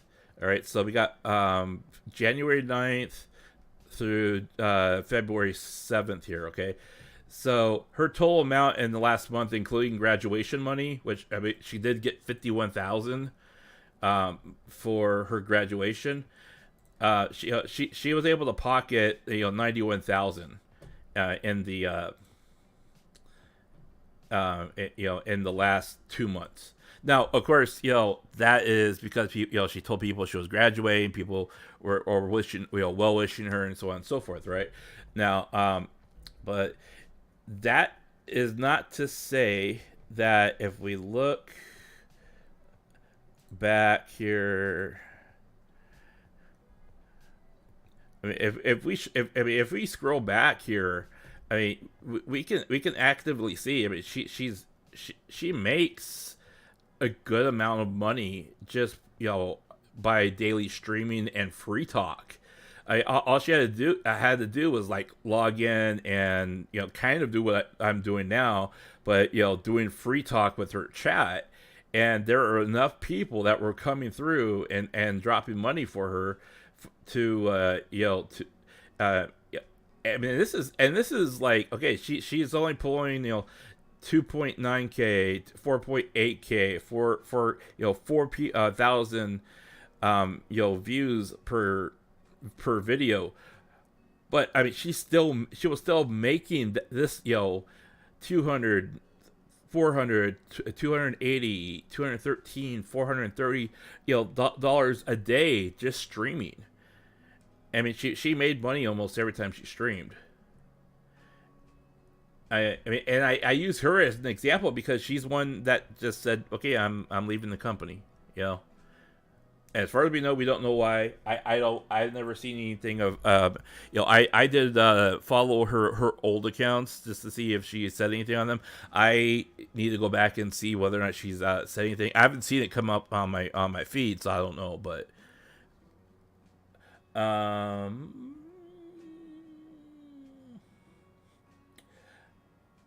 think it's about being abusive and slave-like environment. Yeah. That's basically what that's what we call them sweatshops over here. But yeah, that's a black company more or less, is just unreasonable demands. You need to work 60 hours a week, not 40-hour type thing, and work every 7 days a week. And if you fail to show up once, you're fired. That kind of talk. Yeah. Those was very weird. Now, there were a couple people that came up and asked me, what were my thoughts on, perhaps she was the one that went to that magazine and gave the story to them. And I tried to, as far back as I could think of, think whether or not there were ever any offline interactions between those two. And I kind of remember like when everyone first started, when Rushia first started with Hololive, and Mel was there as well, and Mel was doing a lot of interaction with Hollow Fantasy, all the girls from Hollow Fantasy.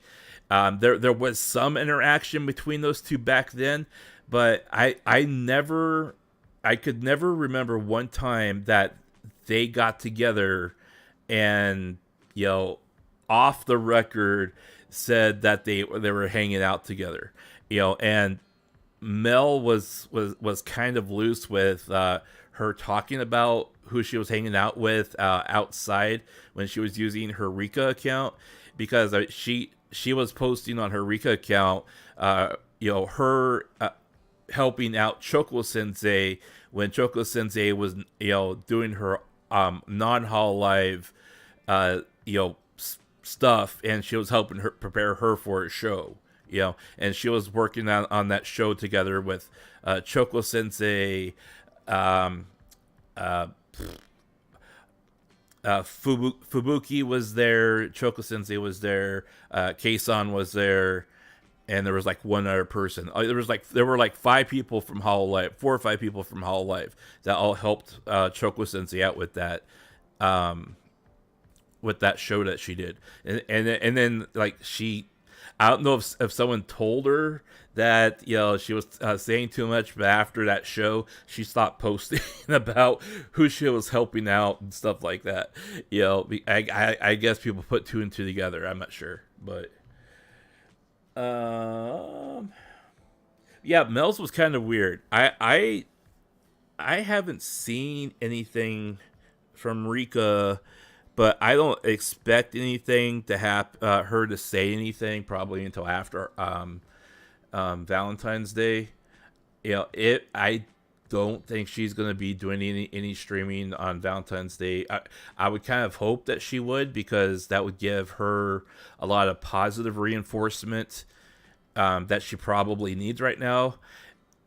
Because I know she said that she was going through a lot, and that she was extremely stressed out. She was burned out mentally and everything else, and she was going to just kind of disappear for a little bit and unplug so she can reset and get her life in order.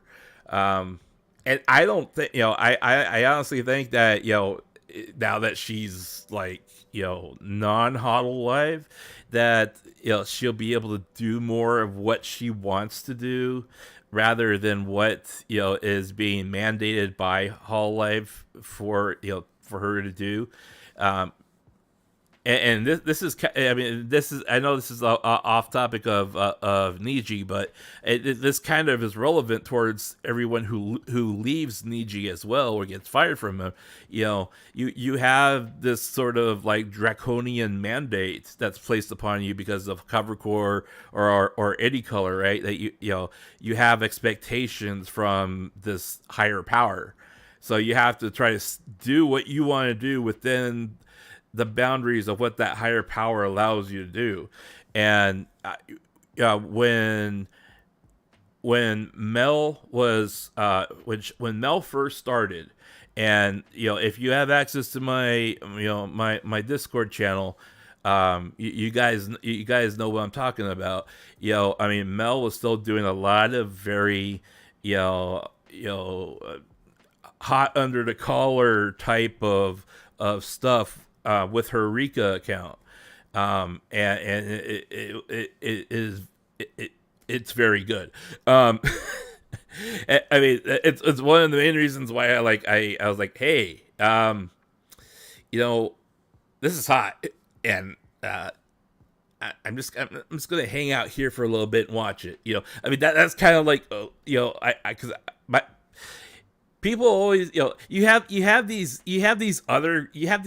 non-streamer dudes, right? You have these non-streamer guys who come along and they say every single person that uses a VTuber avatar, all these girls, they ain't hot, they ain't pretty, they ain't they're probably ugly, and and they look nothing like their avatar. Well, you have Kason walk out and basically like, okay, she was Coco, and even though she didn't have like the same hair color, or like the hairstyle, I mean, she Coco and her, I mean, she owned that character in personality, even though the character belonged to Cover Court. It's like she owns her her Kason name and her brand. I mean, Rushia. I mean, under Mika and Nico, it's the same thing. Regardless of which avatar it is. I mean, Mika and Nico is hot. Everyone knows that, and that's why she like commands the amount of attention she gets. Roboco, I know for a fact that Roboco is extremely cute. I've seen her pictures, her IRL pictures, and she is extremely cute. I'm not at liberty to say where I found them or where I saw them, but she's extremely cute. Mel's extremely hot. Choco Sensei is extremely hot. She almost, I mean, the character that she portrays acts older than what she looks like. So, like, for her to be doing that kind of character and that kind of maturity while she looks the way she does is extremely hot. I mean, Pamu, she's not like, like the pictures I've seen of Pamu, she's not like, she can go out and be like a model type hot, but she's like the everyday girl next door hot. It's like, what, if Pamu came over and she's like, hey, what's up? You want to hang out? You're like, yeah, I want to hang out. You pay for that. Yeah, I'll pay that. You're pretty. That's the type of girl she is. And you look at her and you're like, okay, yeah. If you were to put her up on a up on a platform, and he's like, okay, you have the choice between all these women up here. Who are you gonna pick, right? And you look at them all, and they're all hot. They're all pretty. I mean, they all they would definitely stand out in a room. If they were there by by themselves, and you were just in a room with everyday other people. But in this case, you would look at that lineup, and you would see Palmu up there, and she would be the different one. And you would look at her and say, there's something different about her, right? And that's what the appeal is. She's not supermodel hot. She's not supermodel pretty. I mean, I would even venture to say that if she like did the movie style trope makeover of the nerdy girl, and then she takes off her glasses and like does her hair and does her makeup, and then now she's hot. I mean, I bet you Palma would be the same way. But even when she's not, like for me, I look at her and I say, she's the everyday girl. She probably isn't as high maintenance as the other girls up there. I would like to date her. I mean, that's just the way I would look at it, right? But and I say all that to say this, just because these girls use avatars to communicate who they are, it doesn't mean that they be ugly behind the avatar. If anything, if they're able to portray that avatar as hot as they are portraying it to you, and you're like, this is too good to be true. I mean, the girl behind the avatar is just that talented, regardless of what she looks like anyways. So when you find, and this is what I mean, people ask me all the time, right? They're like, how come you aren't hanging out and talking about Miko's stream? She's doing that horror game that she's that her and Roboco are playing, and she's like on the third edition of it, right? She's like, this is nuts, this is crazy. She's screaming her head off, and I can't stop laughing. Marko, why are you watching that VTuber that only has 8 other people in their chat. And it's because, I find that much value in that person to where I want to be able to spend time watching that person, supporting them, because I know, I'm just going to be another fan of how, 40, 50,000 people that have watched, her play this one game. But for me to be able to like find value in that person that only has 5, 6 people that are watching her, and want to be able to give her my time, that's why I pick her over the popular one. It's the same thing. You see what I'm saying?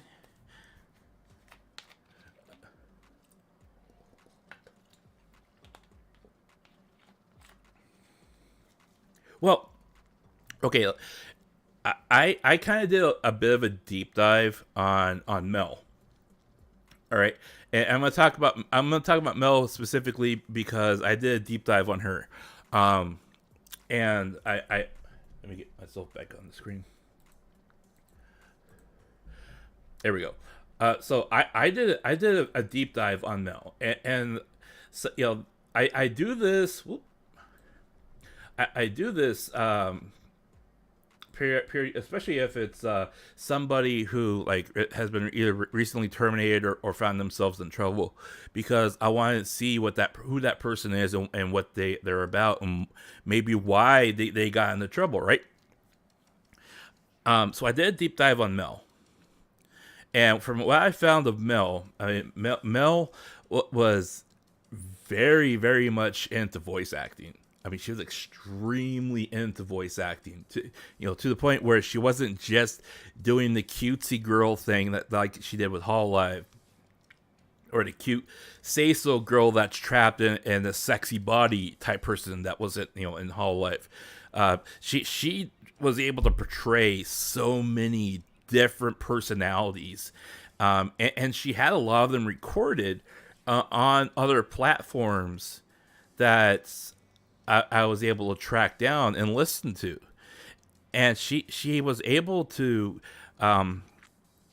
convey herself and the personality of whatever character she was trying to do, whether it was a character from an anime, or a script that she found online or that was sent to her, or something that she made up and she was doing by herself, or ad lib. She was great at ad libbing personalities as well, right? So I honestly think that she's gonna land on her feet okay, because number one, I know for a fact that these last 3 years that I had followed her, she was heavily dedicated into practicing her voice talent, her singing voice, speaking voice, practicing her dance moves. I know she was taking dance practice and doing lots of other stuff, because she has this perfectionist type of mentality that kind of makes her obsessive about it. Where her and Noelle, they both have this thing where they have to be able to do what they have envisioned in their mind, and they're not going to stop until they do it. And both of them have hurt themselves because they pushed themselves too hard. I know, like Mel, like her foot, and she was like kind of like hobbling around for several days because she had practiced so much that she made her foot bruise, and she couldn't walk on it. Noelle had pushed herself so hard that she nearly collapsed while she was practicing. And it's because, number one, she also has I believe she has a version of anorexia, well, it's not anorexia. It's more she has an eating disorder. I know. I again, I am not a psychologist, right? But based on what she has said publicly, I believe she does have an eating disorder because she obsesses about food, and then I mean, she the girl was only eating 500 calories a day because she thought, okay, if I limit myself to 500 calories, I'm gonna lose the weight that I want to lose. She's like 126 pounds, and she thinks she's overweight. And it's like, girl, you ain't overweight. It's because your boobs are so damn big. She says in Hall Live that she has K cups. She don't have K cups. She has L cups. And you're like, Lord have mercy, those are big. That's how big they are, right? And it's because she got big boobs. I'm like, you your body's already misproportionalized because you got big, you got big headlights. I mean, unless the easiest thing that she could do, but she's not going to do it because those are her selling point. And I honestly, I feel bad for her once those boobs start to I mean, droop a little low. I mean, she obsesses over her physique and her appearance so much that it literally drives her crazy. I mean, eating 500 calories a day, trying to lose weight, and it's like that is not going to work because if you're eating 500 calories a day, but you're still consuming like water and you're still consuming those calories, on a schedule or on a routine, your body isn't going to go into starvation mode and start eating, your fat. It's going to, because starvation mode in your body. Here's a fun tip. If you or somebody is overweight, and I know this to be true because it's something I had to learn, because of my condition. If you're cutting down how much you eat, even if you go down to like a 1,200 calorie diet, you have to have certain foods, in your system for your system to function properly. Otherwise, you go into a starvation mode where your body hoards all of its nutrients, all all your fat, all the sugar, all the glucose, and all that stuff. It all gets hoarded away because it thinks, okay, I'm in starvation mode, but I need to keep this as long as I possibly can for my body to keep functioning, but you end up not losing any weight. And then you go, oh, I'm not losing any weight, so I'm just going to splurge. And then you go splurge. Then you feel bad, but then you go back to eating, regularly for like a week. And then you're like, man, okay, I really need to lose weight. I'm going to start right now. I'm cutting out cookies, and I'm only eating 500 calories a day. And that's what she does. I mean, I've told her, I've actually sent her emails, and I posted on when she was complaining about it on Twitter.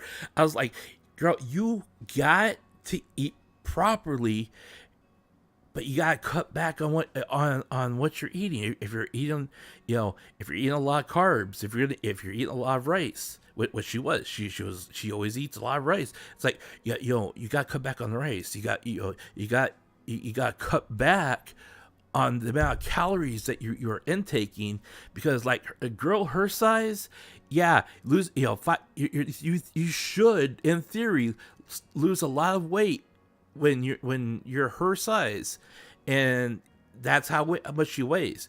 But if she cut back to like 1,000 calories or 1,200 calories a day compared to how much she was eating, she'd be losing weight. You lose a pound or two a week by just cutting back. You gotta burn. Your body has to burn 5,000 calories a week to lose 1 pound. Okay. Now I know we're way off topic, but I mean, to be honest, we had been talking about that about Niji for the last 2 hours, so I kind of do this anyways. But you have to burn 5,000 calories, right? You got to burn 5,000 calories to lose 1 pound. What 1 pound physically in your body, right? So you look at your eating routine and you go, okay, so like I usually eat like 2 bowls of rice, for lunch and supper. So I'm cutting out those 2 bowls, but I'm still gonna eat the rest of it, right? And okay, so that's wow, okay, that's already 1,000 calories that I'm saving myself from eating. Okay, so I'm fifth of the way done. So what else am I eating? Well, I'm drinking. I'm drinking. Coke, right? I'm drinking Coke. Okay, well, I'm gonna have to switch from regular Coke to Diet Coke.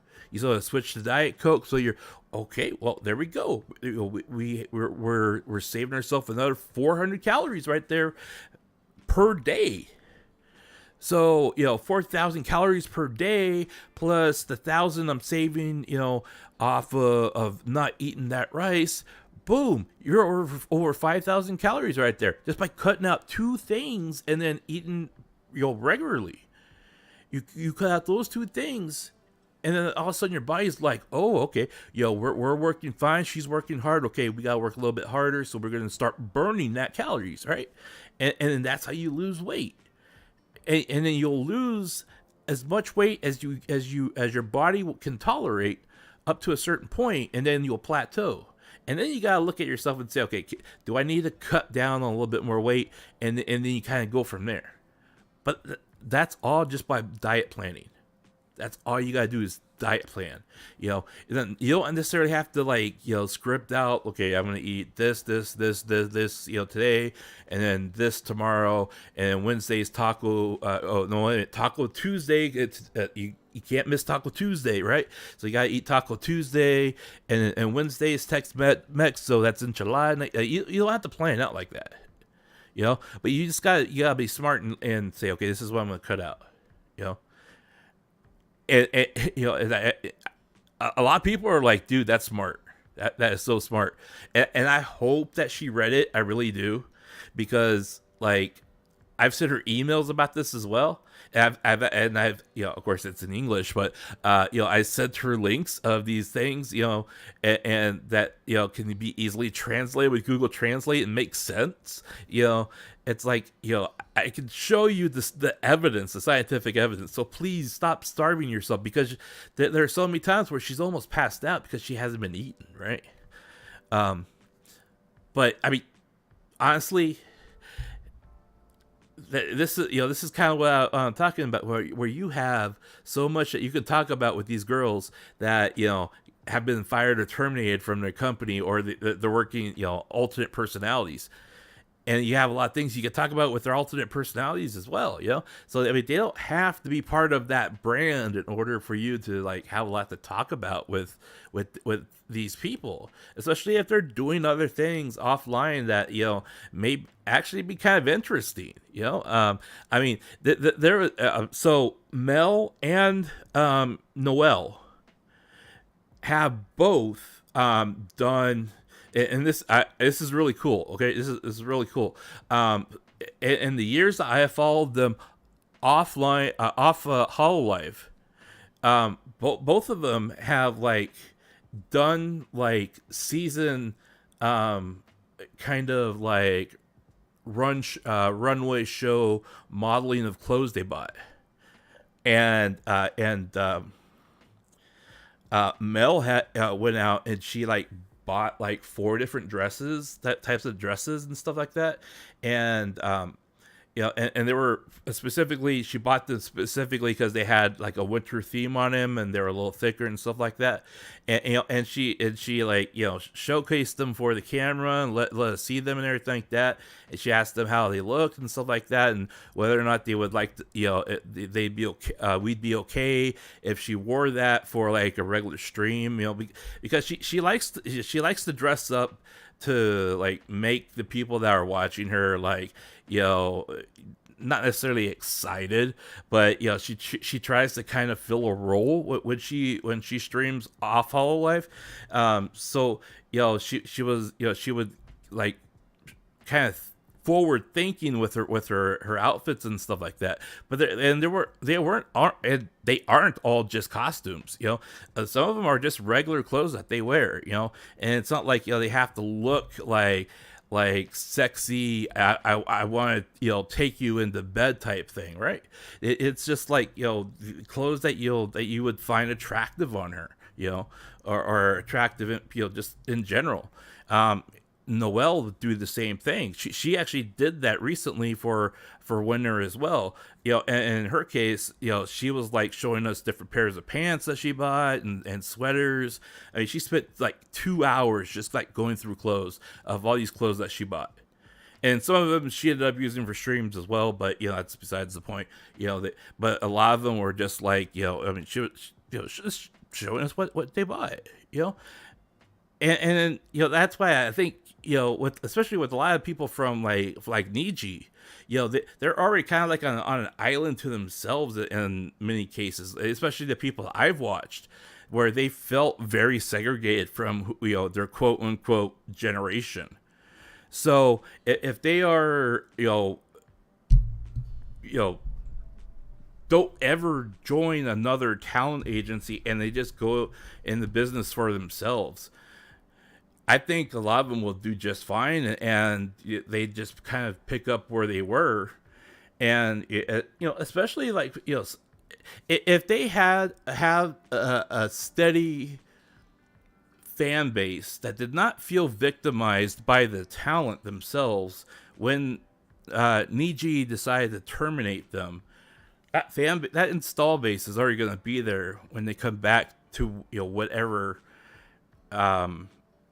name this they decide to come back to. Now I know a lot of people I've talked to, they're like, well, we don't know what their names are going to be, what they look like they're going forward, and honestly, if you do enough looking, you'll be able to find like what their former names were, and then you can kind of use that as a signpost in order to find them.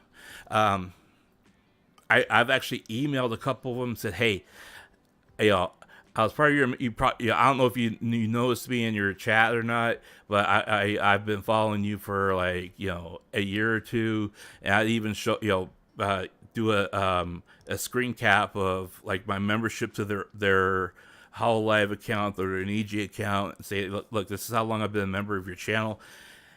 I still want to support you when you, now that you're not with that agency, where can I find you?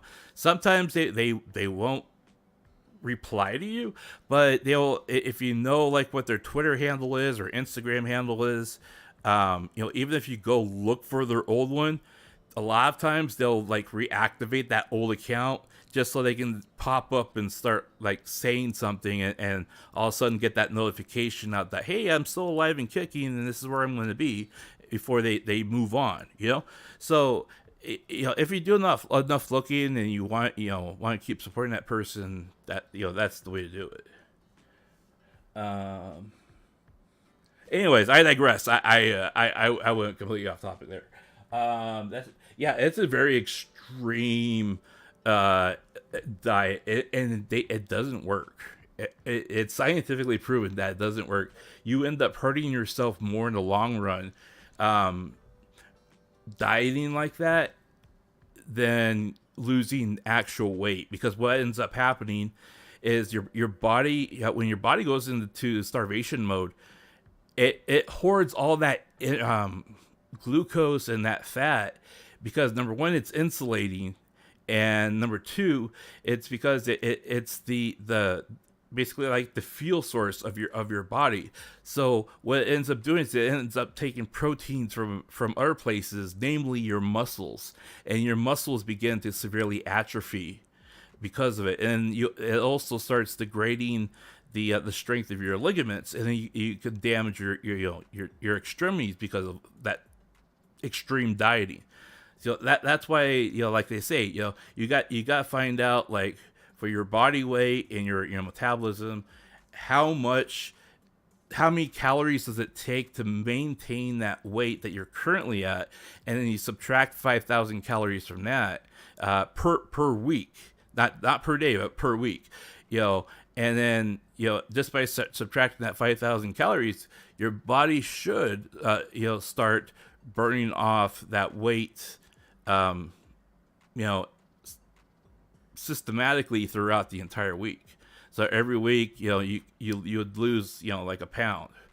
And they basically say, if you lose a pound a week, that's the healthy way of doing it. If you lose 2 pounds a week, okay, that's you're a real go-getter. But once you get beyond 2 pounds, that's when bad things start to happen. That's when some of these girls end up developing eating disorders because of like trying to overdo and get to that 3-4 pounds a week, losing that much in a week. And it's like that you're gonna end up hurting yourself before that.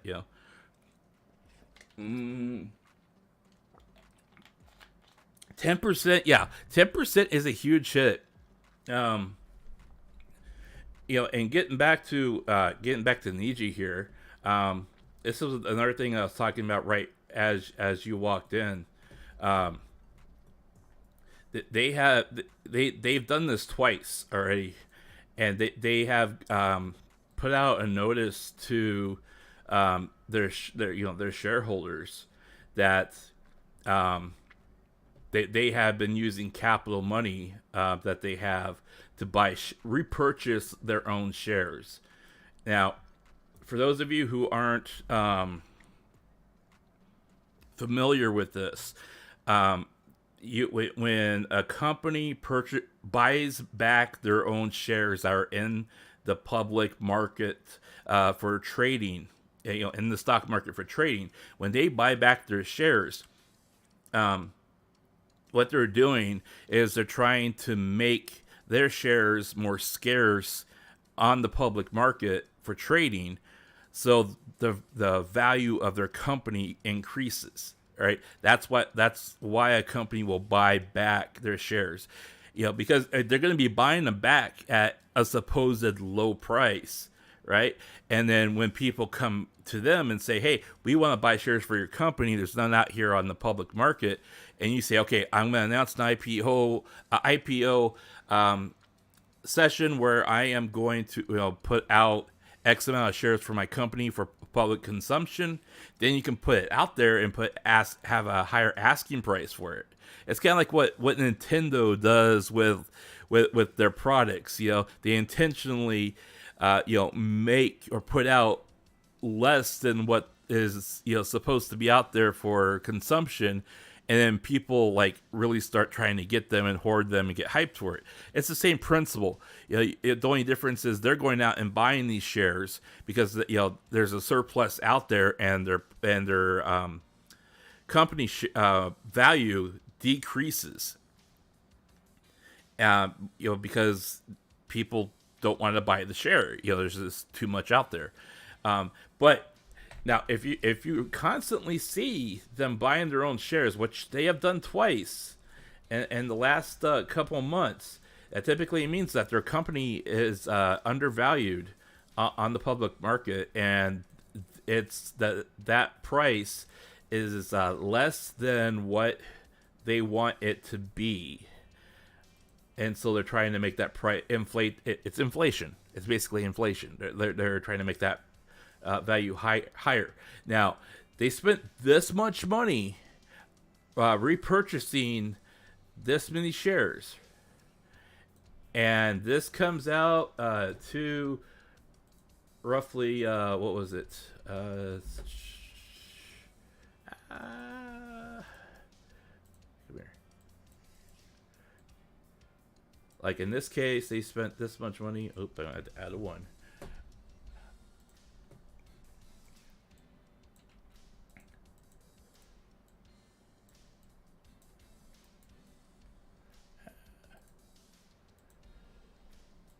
In there. Yeah, so they basically spent $7.6 million to go on the public market and buy back the surplus of shares that are out there in order to inflate their company value price on their stocks. That's basically what they're doing. And the reason why they're doing it is because their stock prices over the past year have not been good. If you look over the past year, this is the past year, right? They've grown by like 33% over the past year. However, they have not been able to hit that high of what their value worth was like in June of 2023.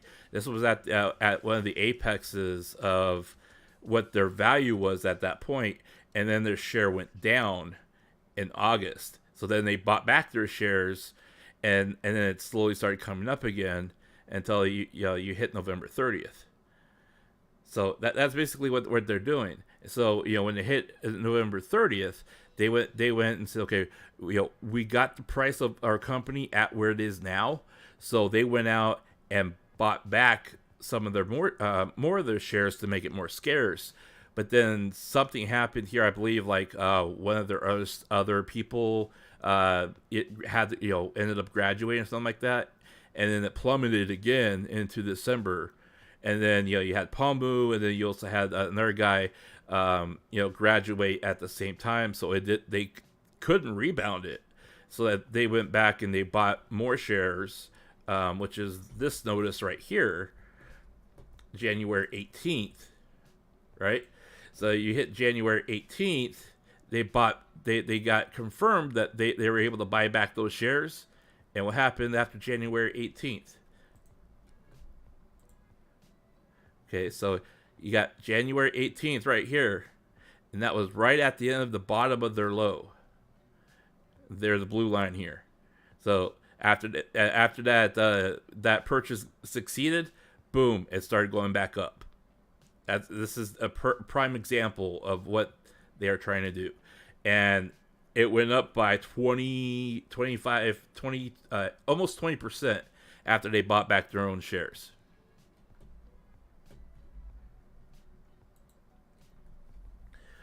Welcome. I'm doing better than last time that I talked to people here. I'm basically giving I'm not giving financial advice, but I am talking about like the cause and effect of things that are happening with Niji, right? And practically every time somebody graduates from Niji, stock prices for Cover and Niji drop, and they take a pretty big hit because it spooks investors, and they're like, nah, they're controversy. We don't want controversy, so we're not going to do business for them until they shape up. That's kind of what we're seeing here. How old? Okay, so I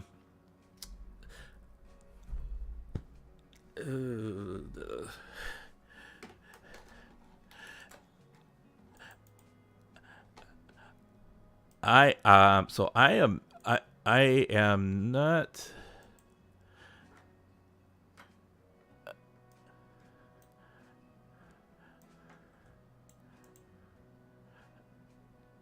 Where'd it go?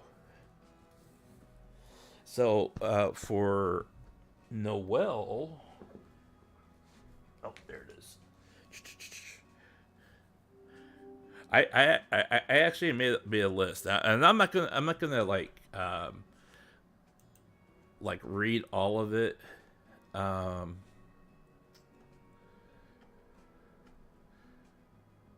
see here.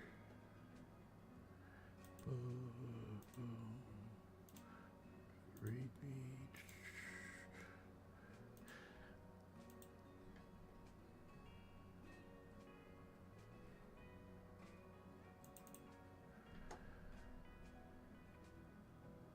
So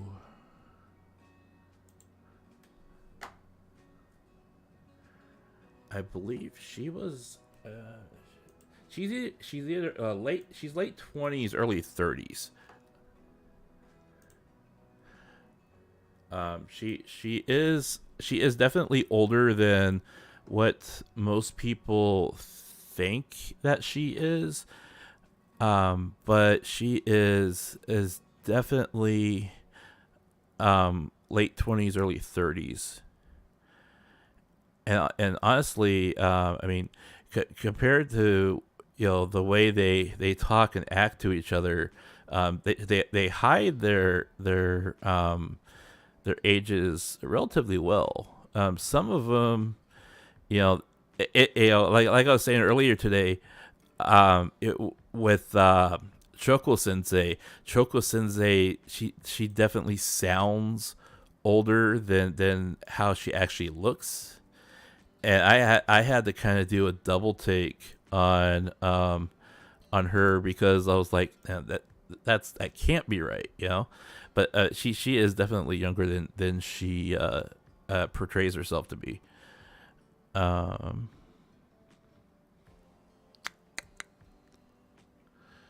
let's see.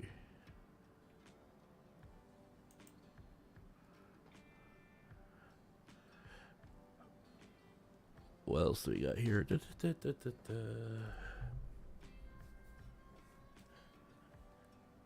Switch that back. Okay, so anyway, that's, I mean, that's basically a nutshell of what's happening here. One other thing that I do want to say, for those of you that just came in, Niji's response to the termination that happened 2 days ago is extremely corporate in response, and it's even more sanitized than what Hololive has done, which, I mean, it sounds very cold. It sounds very corporate as well, because that their response was, well, their actions were basically, we graduated her. She broke all these rules that we had, but we let her go for this long while she was breaking those rules, and then we finally, she finally crossed the line somewhere, and they said, okay, we're canning you, and then she turned around and accused them of allowing harassment and bullying while working for the company, right? And their response to it was, yeah, that termination is not going to have a problem on our bottom line. So investors, don't worry about it. Oh, and by the way, we're dropping merch today. So please buy our merch. And it's like, you ain't got nothing to say about the harassment or the bullying, or even if you're going to address that, you should have at least said something to that effect. You don't have to deny that it happened on your watch. Just say that you are going to, you're going to launch an investigation and take, corrective action if you find somebody who's at fault. That's all you have to say. I don't get how a dude like me, a guy like me who, doesn't work for a company, can, make policy so easy and convenient to, the talent and to the consumer, where it's easy to understand. It's like, okay, no bullying. There's going to be no bullying. If you work for Marko Yamashita, there is no bullying on my watch. If someone says you're bullying, I'm gonna come. We're gonna talk. We're gonna resolve this. We're gonna take action that's appropriate. It don't mean that that I'm convicting you of bullying her, but perhaps it was a misunderstanding, a miscommunication. Sometimes, when you have so many things you're working on, you just like only communicate part of what you're trying to communicate to that person, because your mind is on something else and you have something in your hands that you're working on. You know what I'm saying? And so that other person's like, what the hell? I mean, did you see what CJC just said? I mean, that is so rude. So rude. I'm not talking to that person ever again. And then I come along and say, hey, so CJC, how's you and the cool 2T, how you guys, on that project, are you guys getting it come there, and like he was so rude to me. I just can't stand working with that person, and it's like, wait a minute, you've been working with that person for years. How come this is just now happening? What's going on? And you sit down like adults and you talk about it.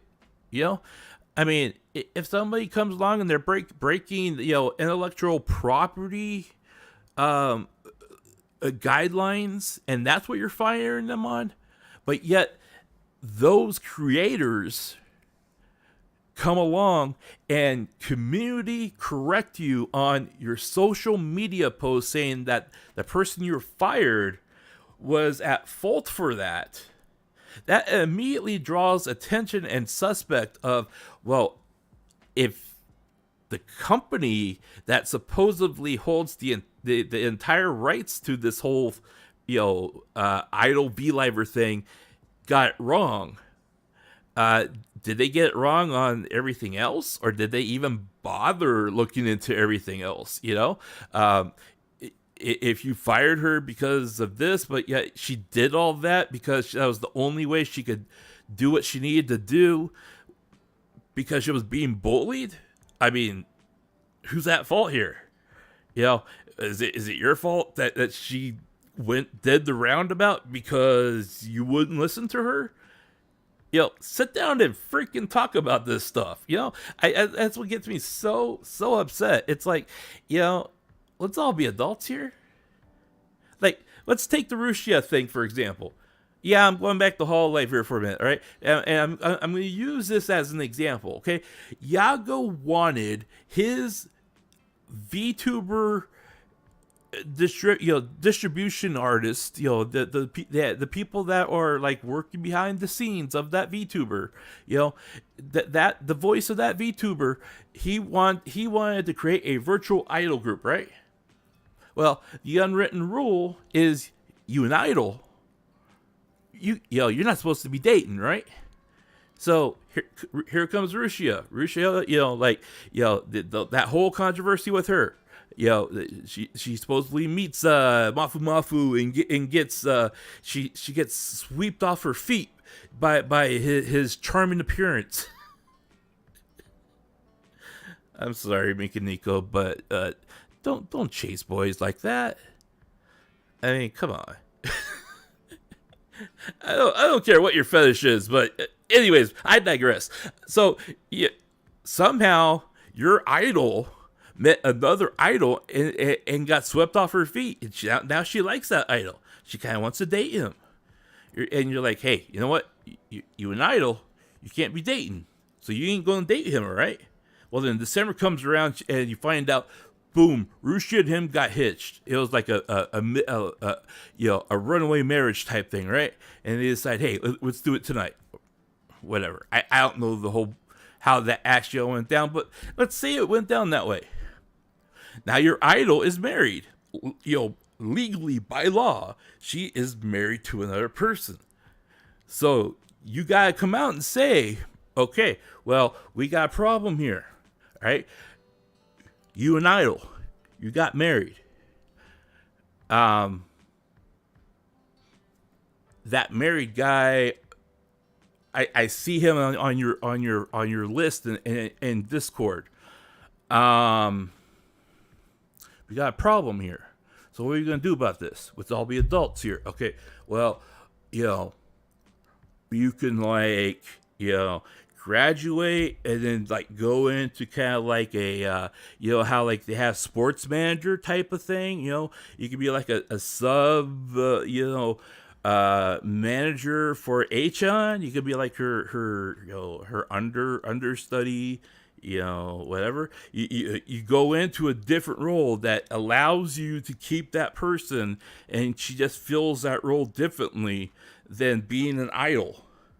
Because you want that money maker. She makes $1 million a year in super chats.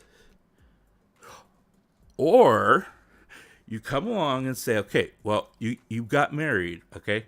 Now, there's no law saying that that you can't be an idol when you're married, but you gotta take all your communication that you do hall life stuff off, and you gotta separate that from your personal life. And you got to be very clear about this. You got to separate that, because if it ever finds out, this is going to be the result, But they never even talk to her about it. And if you don't talk to her about it, that means, she's never given the chance or the reminder that she's got to take her personal life and remove it completely from her professional life. And that's where you start getting the mix. And then this is what happens, right? Now, Love Niji did the same thing for all the people that had been terminated, right?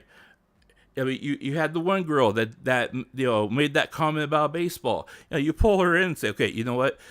You've caused a big uproar online about that baseball question you asked. Now everyone's demanding, that you get punished for this. We're putting you on hiatus for 3 months. Let this cool down. Let things move on. Let people that memory kind of fade from people's minds. You come back. We'll give a test run, and we'll see how things go. I'm a genius. I'm a freaking genius. That would have been the perfect, I mean, if someone says something inappropriate, while representing your company, I mean, you're living this duality of you gotta treat these girls like idols, but yet you're something a little bit different. So you can't exactly treat them like idols when you're trailblazing the industry that you're trying to build.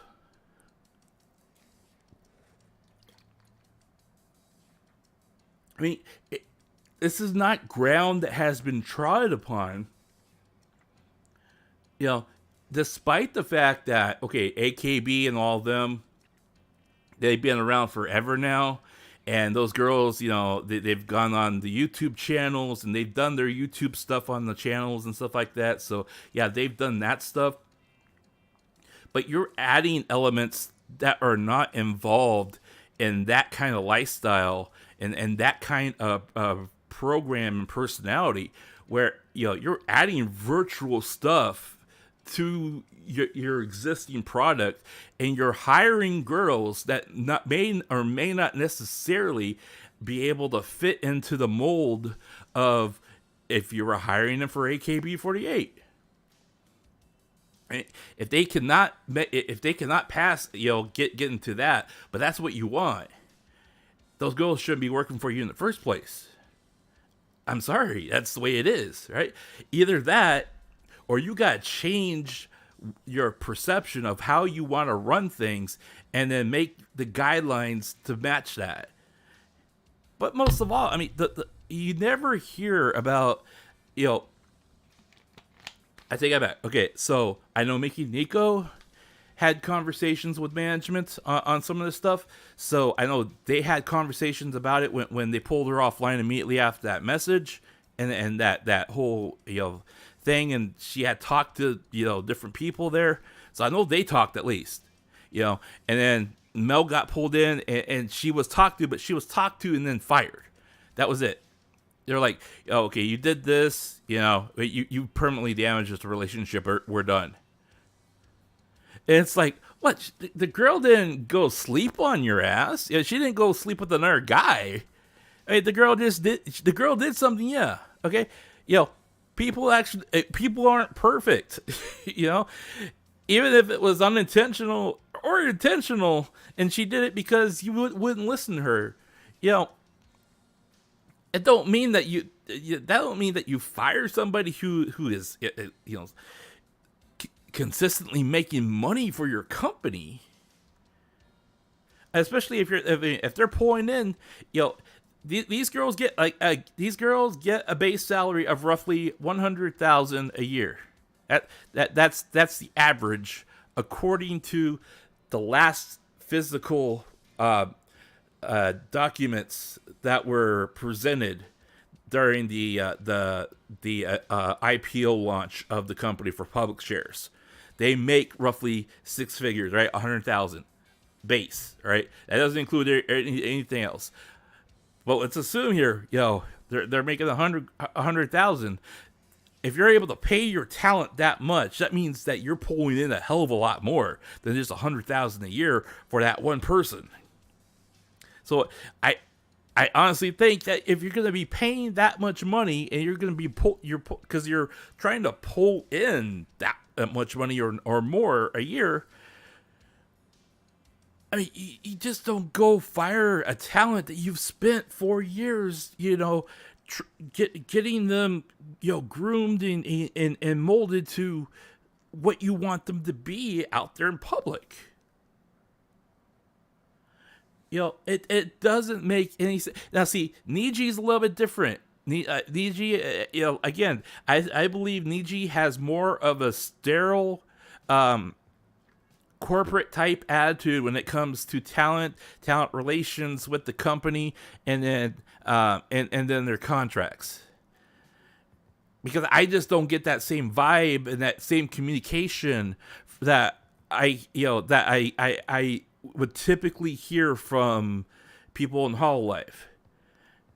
And I think that's why I prefer, the Hololive, way of running things versus Niji. Because, with Niji, okay, look, here's the best way I can describe it. I believe that, the original saying, especially that one song that was like their anthem for that entire year, that they want to make dreams a reality and make worlds with you. You just gotta take their hand and step through it. I believe that Hololive has gotten to the point where you can take that girl's hand and you'll walk into the world that she's created, and then at least for the duration of that stream, it feels like you are spending time in a world that she helped create with you and everybody else. I'm not saying that you have that boyfriend girlfriend vibe between her because of whatever. No. I believe that all these girls have spent enough time to where if you turn on their stream, you automatically go into that mode where you're like, hey, this is just like walking into their house. And then you start talking to them and you start matching, what they're saying, because, let's take Fuamoko. They have done an excellent job taking their characters, their character traits, and what they want their listeners, how they want them to treat them and react. And they have successfully built that particular type of environment and allowed their listeners to thrive and build into that environment with them to create something that both the listener and them thoroughly enjoy. That is success right there. Okay? I'll take Salomon for an example. I mean, she has the entire image of her being a wannabe rich girl that she's actually poor, wants to make $1 million, et cetera, et cetera, et cetera. She has successfully been able to build that world that as soon as you go into her chat, regardless of it, if it's a standby screen, if you're waiting for the live feed to begin, you automatically walk in and you look at the screen and you automatically say, "Diswa." That's just the way it is. That's like, basically like saying hello. And that's basically, I mean, those are two prime examples, right?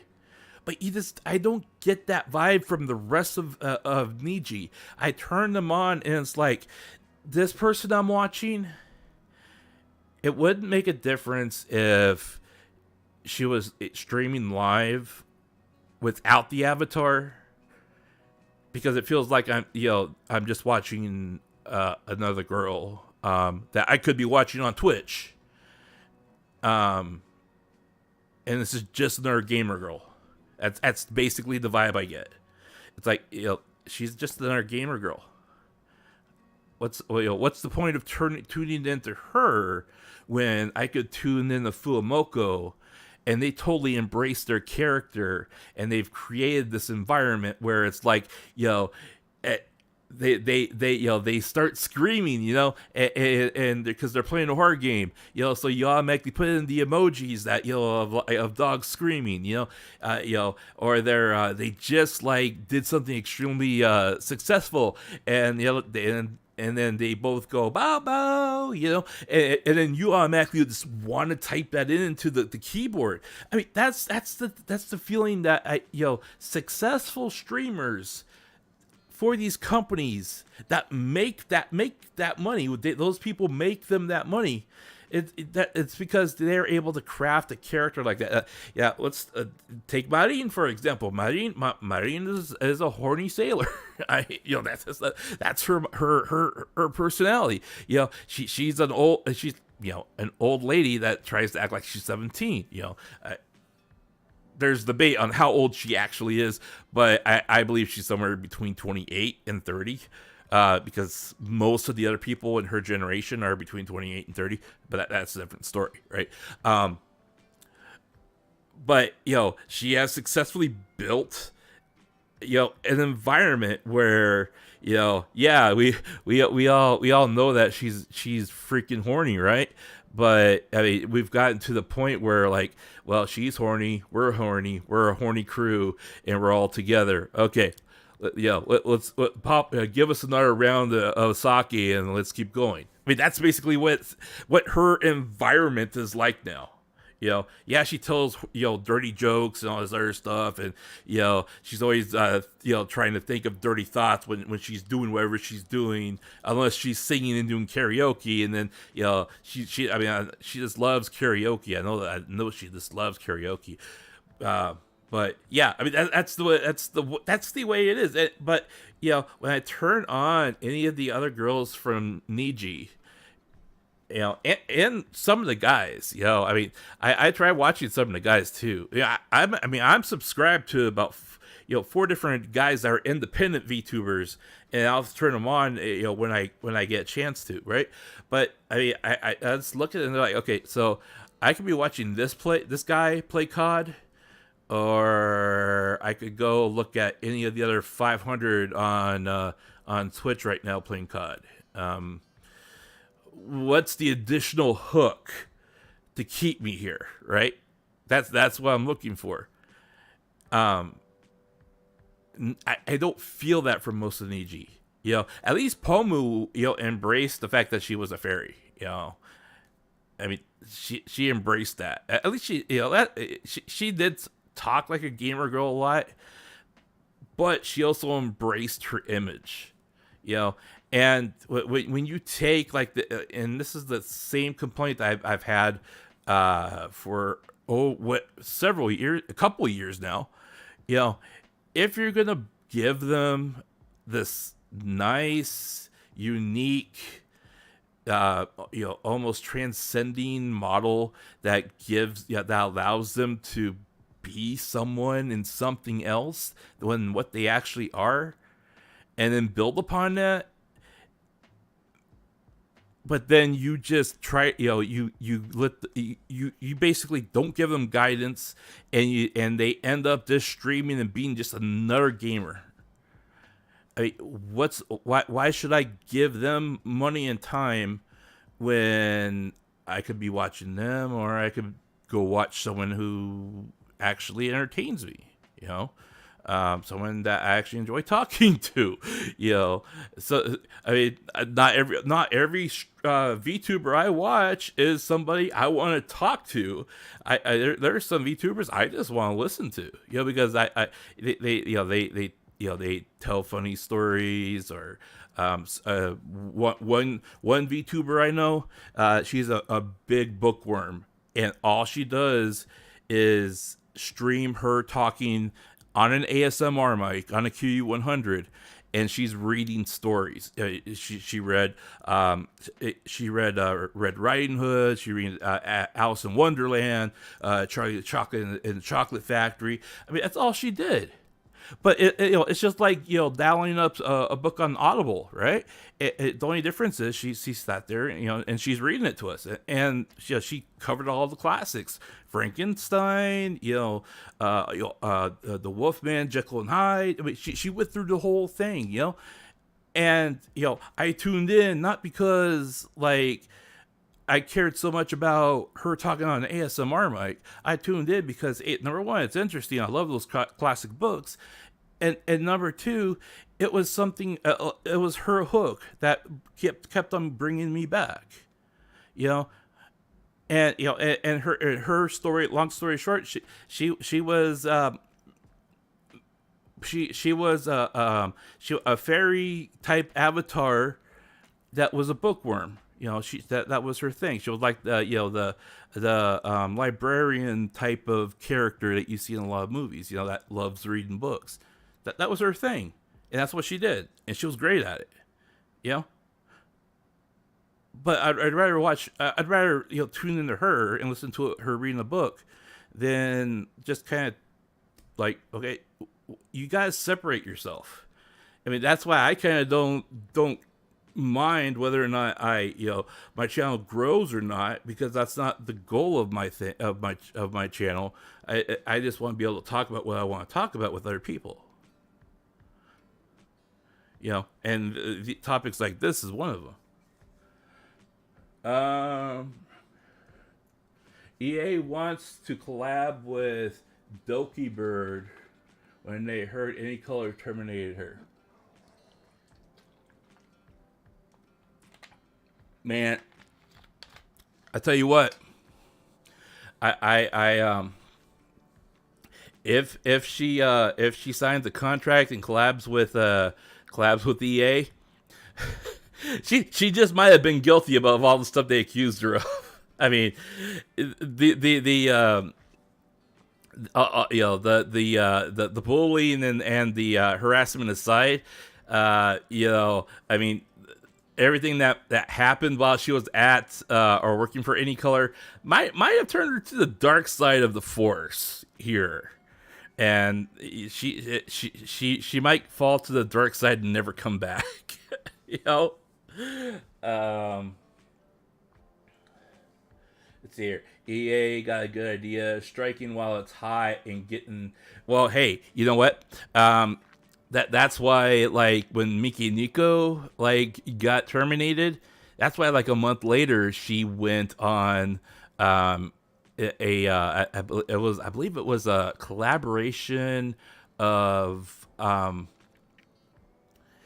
she got into a collaboration with a whole bunch of other streamers, and they were playing Apex together, and they had her on one of the teams. And they struck while it's hot, and a lot of people tuned in to watch her, rage out playing Apex. But yeah, you gotta do the collab while it's hot, because you make sure you get the viewership, and you make sure that you keep that install base, because that's the biggest thing is the install base. If you have a big install base, and say like you're streaming for EA.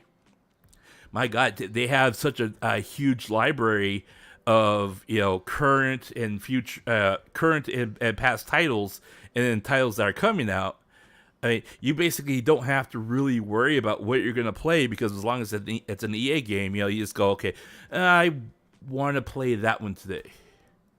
Yeah, I don't need to ask EA, because I'm I represent them, So yeah, so today we're gonna be playing Jedi Survivor. I mean, that's kind of what you get, So yeah, I would yeah, you're dancing with the devil there, but that's kind of.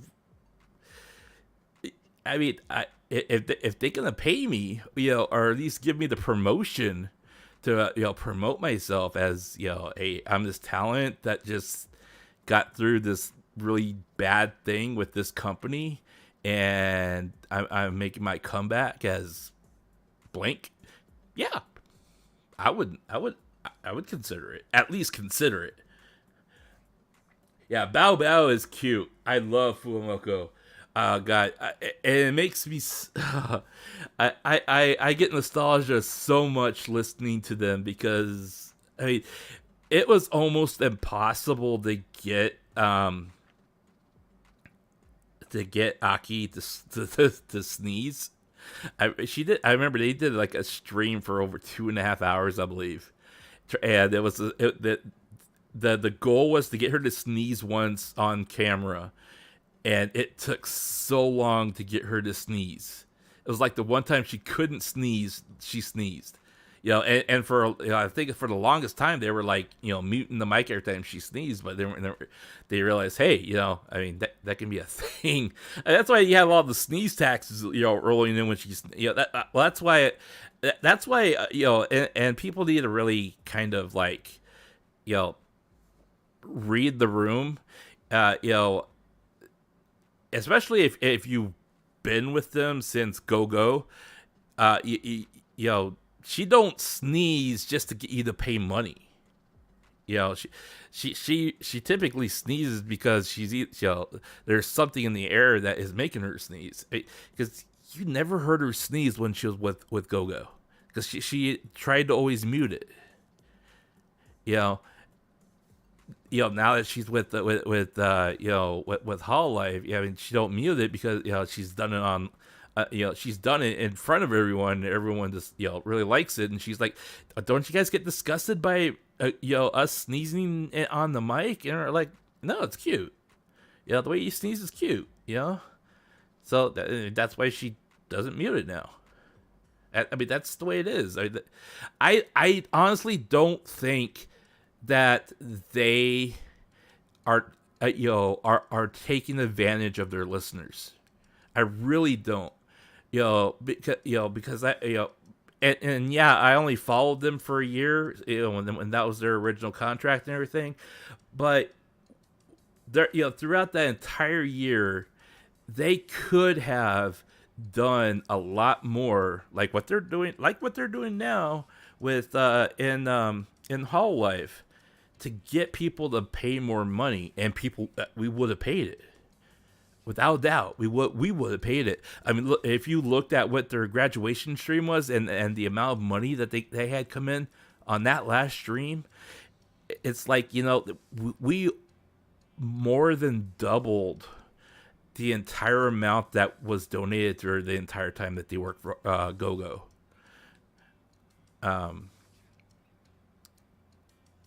So yeah, I and honestly, those two girls were so honest when we talked to them, through Discord. I mean, the fact that both of them were like trying not to break down crying after talking to each one of us, and it took over 5 hours for all of us to get through 20 phone calls that were supposed to be 2 minutes. I mean, I honestly believe that they were, and they still are, extremely honest girls, and they're very thankful for the success that they've had. Because neither one of them, I don't believe either one of them thought they would be able to get the success that they were starting to get after their first year with Go, because their channel kept growing, right? And their returning viewers were slowly going up too, but it was going too slow for Manga Gamer, and that's why they canned them. But that last stream, we had so many concurrent viewers on that stream that were like, "Who the hell are these girls, and why didn't we know about them?" That as soon as people were like, they've been going to Hololive, and that got out, it's like, I mean, there were people that were sharing. I mean, they were like thousands of retweets and sharing of all their stuff in Go Nippon before they privatized everything. Well, at least everything on their in their membership section, and that's part of why they were like immediate success upon start, because every one of us was sitting there waiting for them to say something. And as soon as we heard them go bow bow, it's like, that's them. We because they said it, the pitch and the way that they said it was just like when they'd start their go go in the Pill Suite, the oh ha go go. It's like, oh ha go go, bow bow. I mean, those are the same kind of phonetics that if it was a different person, they wouldn't sound the same. So I mean, we automatically knew that they were going to be a hit and they were going to be good and people were going to love them in front of a bigger audience. That's why they have grown so fast. I don't think they've totally been able to comprehend the success that they've made. Just like how Callie and Gura and Ina all expressed, they're like, this is all a blur to me. I feel happy, but the happiness is so overpowering. I just can't feel it. I can't feel anything anymore because I'm just so overwhelmed by everything that they have been going through over that when their first year. So I'm sure it's probably the same with them because they were about to start their own private duet thing. And launch, an entire website and do a whole, duet thing. And then, like, those plans immediately stopped right at the same time as, we heard that they were going to be, going to Hololive. So, and the only reason why we knew that was the actual case was because, Manga Gamer said, okay, guys, we have to purge all the talk in Discord about these two girls. We can't talk about them anymore. We can't share anything about them anymore. We're privatizing a lot of other stuff. So, and we're like, They're in. I mean, that was our cue to know that they got hired. And that was really cool. It was actually really cool. I love them playing Metal Gear Solid 2. I mean, Metal Gear Solid 2, Twin Snakes, and Snake Eater. All three of them, my favorite all-time games. I love the Metal Gear series. I absolutely adored it. I played the hell of it. I put thousands of hours into those games. I do want to stream Snake Eater when it comes out, the remake, because I want to see how good it is. Or how different it is. So, but anyways, I digress. Watching them both play Metal Gear Solid 2, and and then one of them having the little goatee beard, and the other one having a mustache on. That was absolutely adorable. Is EA bad? Oh, EA is a place that most they're like a black hole of developer companies and staff that used to have dreams. Once you get bought out by EA, you basically start sucking. And if you have to like sell your company has to produce a product that sells at least like 5 million copies, because if you're bought out by EA and they're your publisher, because if you don't sell like 5 million copies, they have literally killed companies because they quote unquote underperformed by EA's standards. And especially if they're like a company that like they sell like 1 million copies of a game, they have like a small like series of games that all have sold like 1 million copies each. EA will buy them out and say, okay, we want you to do that, but we want better quality, but you're not going to get more time to develop it, but you have to do better quality and sell 5 million copies for your first project for us. And if you don't do that, we're closing you down. That's basically what they do. That's their thing. They have killed so many companies because of that. And they're sitting on so many franchise names too because they keep killing them off. They are defending our smile. Not yeah, that's just it. They are every time someone has a cute because they have had to confront some viewers that have made comments like that, and I always call I always call them by their go-go names, but Fua actually she's like, look, we do this, we're doing it for fun. We're doing it for fun because it seems like you guys enjoy it, and if you don't like if you actually don't enjoy it, we won't do it anymore. She's actually said that. She's like, but I think a lot of people are really enjoying what we're doing. So, if you don't enjoy what we're doing, you please feel free to leave. That's basically what they said. And Moko was like, yeah, we're doing this because everyone's having fun, and we're reading the room. And you are one person in the room that doesn't like what we're doing, but the other 99% in this room like what we're doing. That's why we're doing it. I mean, they are very good at reading the room, and they're very good at what they do. That's why that's why they're always in sync. Even the girls from JP could not believe how much in sync they were. When they entered, when they met Natsumi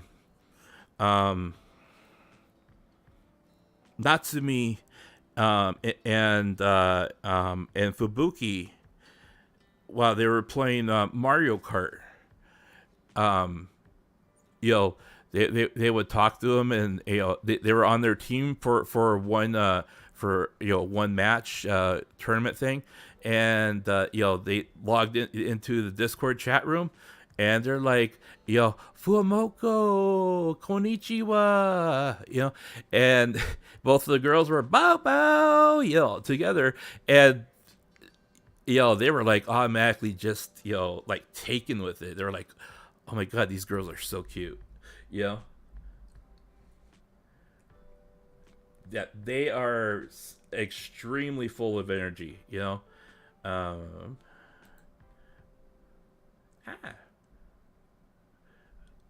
Oops, sorry. I'm just trying to kill those. Okay. There's my playlist. I was looking for that.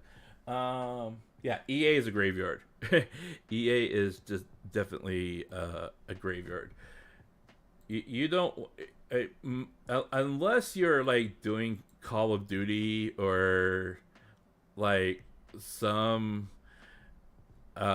game like that, that makes them lots of money. You can forget about ever working on a franchise with them.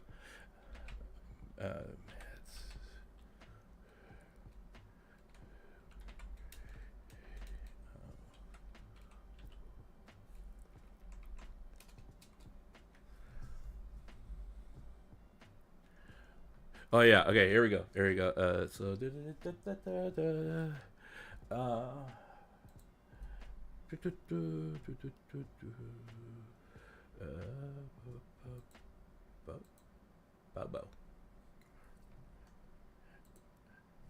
yeah, this is like absolutely cute. So this is them playing with Toa and Ollie of all people.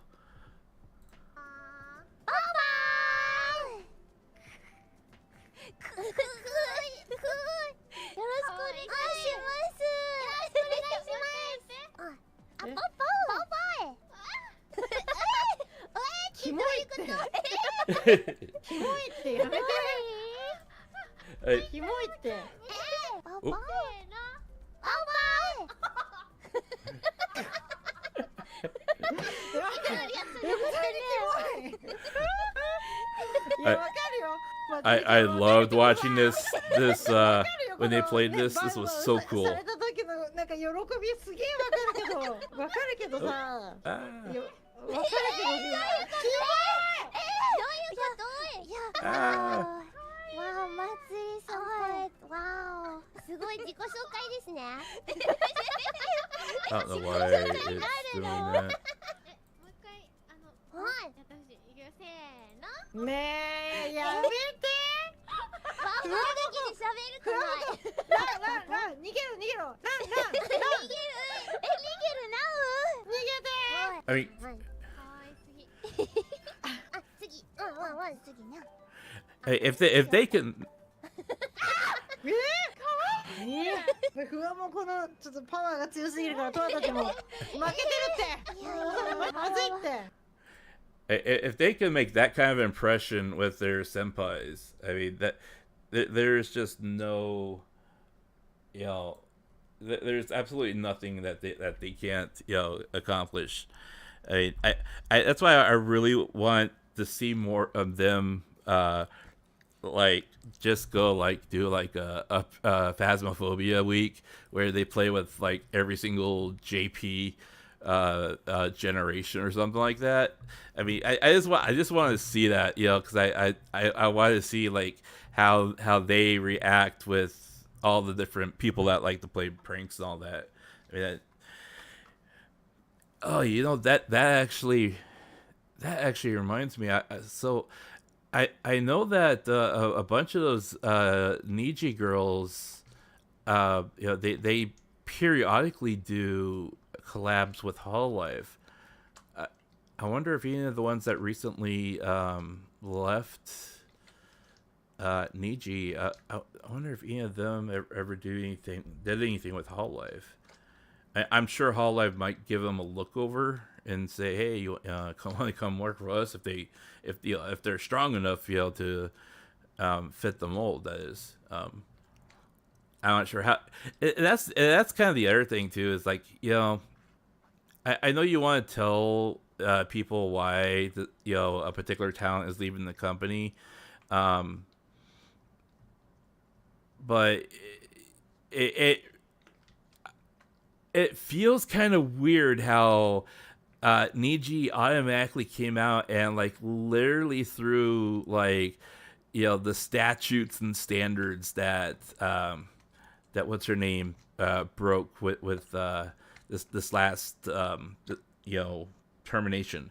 It just feels weird because if this was supposed to be corporate speak and wasn't personal, I mean it would basically like due to behavior infractions that were detrimental to her character with the company, we decided to terminate her.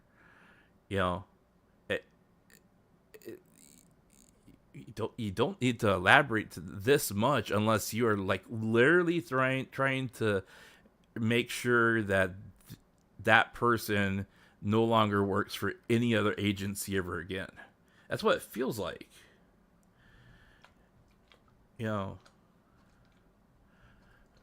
Anyways, yeah, they are just a bunch of energy. Ooh, what's that? So there's a clip of them with Lou.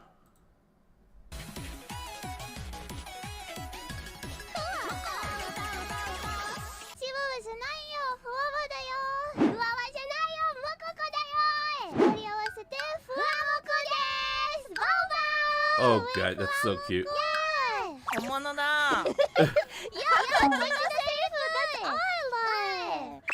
Cinco is I love twins. Cinco. なんかいつなんか双子がいいなっていうひらめきがあったんですか。When I was junior high school, 近所ってなった。双子がいたんですよ。その子たちの喧嘩とか聞いてて、てーてーって思って。そう、しかもなんかすごいしょうもないことで喧嘩してるんですよ。わかる、そこわかる。These fighting. Okay, okay. Really? Yes. So that's where that came from. Get me tea. Well, I offered you tea right before we started, and you said no. I want tea now. Go get my hot water.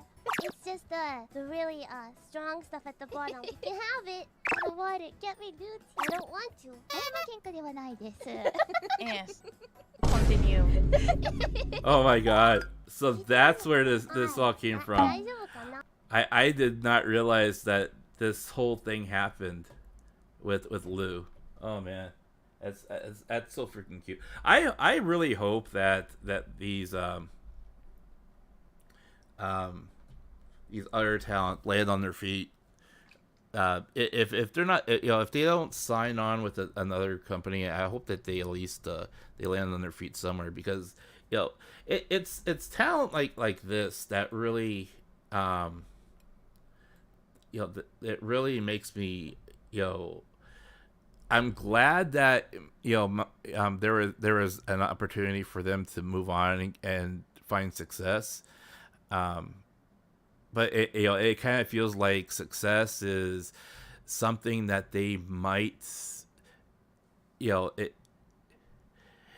they weren't as talented as they were, then they wouldn't have got it, right? But if they were still trying to work their way up and refine their their delivery and their presentation, and they weren't quite Hololive ready yet,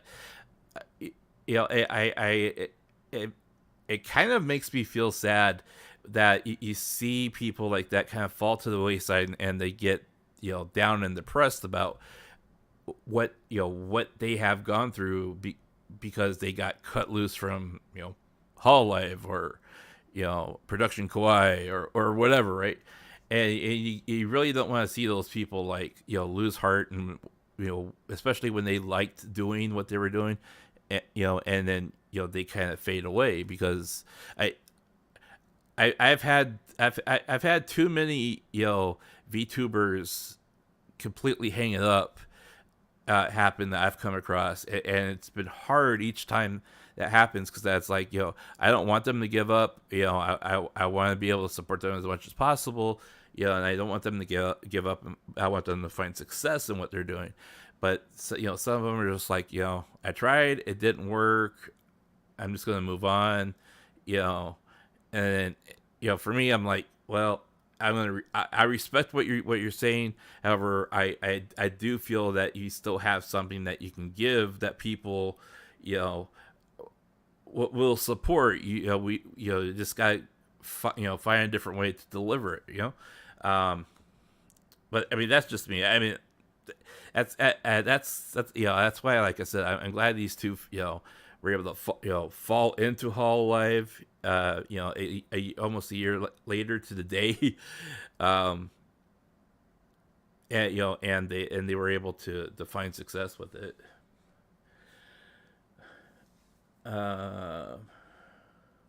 All I can imagine, I can imagine if Furuuka was screaming "Bow Bow."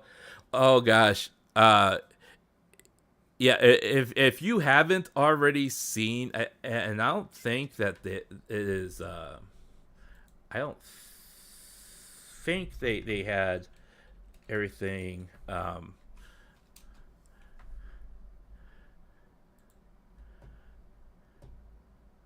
see here. Oh yeah. See,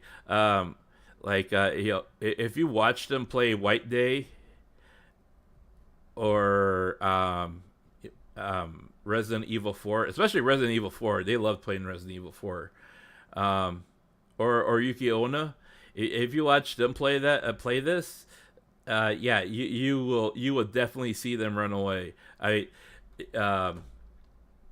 Aki spent like half an hour hiding in a vase in this game and wouldn't move, because she's like, I don't want to do this anymore, and I don't want to do this anymore. That ghost is bullying me, and so on and so forth. And we're like, get out of the vase. And she's like, no, I'm too scared. And it's like, we literally had an argument with her, trying to get her to get out of the vase and finish the game, because she was like freaking out about the ghost that was chasing her. Hololive helps a lot. So getting into Hololive is a huge thing. Well, and like I said, Hololive, Hololive seems to better define. By the way, Beavers, welcome to the stream. I said this, about an hour or so ago. Hololive, it seems like, if they hire somebody, to play, to match with an avatar that they're going to be releasing, they it seems like they say, okay, you're gonna work with this avatar. This is the avatar we're assigning you. This is their backstory, so on and so forth. Now these other 4 people are part of your generation, all right? So you guys are like one generation, and we're gonna have you girls like be completely tight. You're gonna be tight. For the first year.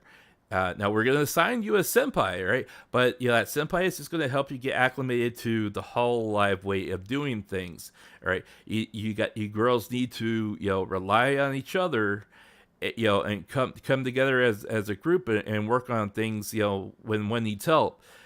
But you can do your own thing too. You don't have to always be together. But you're going to be together for this first year, and after this first year, if we can see that you guys are ready and you guys show that camaraderie, then you can start working with other people. But that whole first year always, with a lot of the generations that have come out that I've seen, those girls, for the entire first year, it's just them 4, and even some of them talked about that they met in person for the first time before their debut, and it's because they Hololive called all of them in, and that's how they met each other. But especially everyone in the English side, it seemed perfectly natural in the JP side as well, but especially in the English side, that they were to convey it to us. They spend a lot of time just talking to each other, getting to know each other, so helping each other out, that kind of thing. Whereas Niji, it's like, okay, so you're debuting with this class, okay? This is your debut, like, this is your title for your debut, okay? Introduce yourselves, you talk to to each other while you're streaming, and after your debut stream, try to work with each other at least once a month, and go. I mean, that's what it feels like Niji does. And I don't get it. Because Niji, they've been a thing for well over 7 years now. Since they've been founded. And it feels like they didn't define anything at all after they launched. Whereas within 4 years, Yago came in with the plan. Yago got the finances for it. This is what I want to build. I got some talent that is already ready to sign on with us. And then he brought them out. It's like, this is what our prototype and test model is going to be, and act like and look like in front of everybody. Sold them on the entire thing, got the, Generation Zero, everyone from Generation Zero working for the company. They were a big hit. Okay, we're going to put this in full production. First gen, go. And Gen 1 just like took everything and ran together. But they always did it together, especially in that first year. It was like everyone's together and doing it together, and then after the first year, when everyone's acclimated and able to be in the swing of things, and know the Hololive way, it was like, okay, Gen 2 go, Gen 3, and so on forth, and that's why you get so many independent VTubers trying to use the Hololive code of conduct, so to speak, for their streams, and I mean, it's fine if you're trying to do that because you're trying to control somebody who's being obnoxious or annoying in your stream. But I mean, I got 700 people subscribed to my channel, right? But I don't consider myself an idol. Even if you hit 1,000, 2,000, on Twitch or YouTube for that matter, or Twitch, you're still not really an idol. You're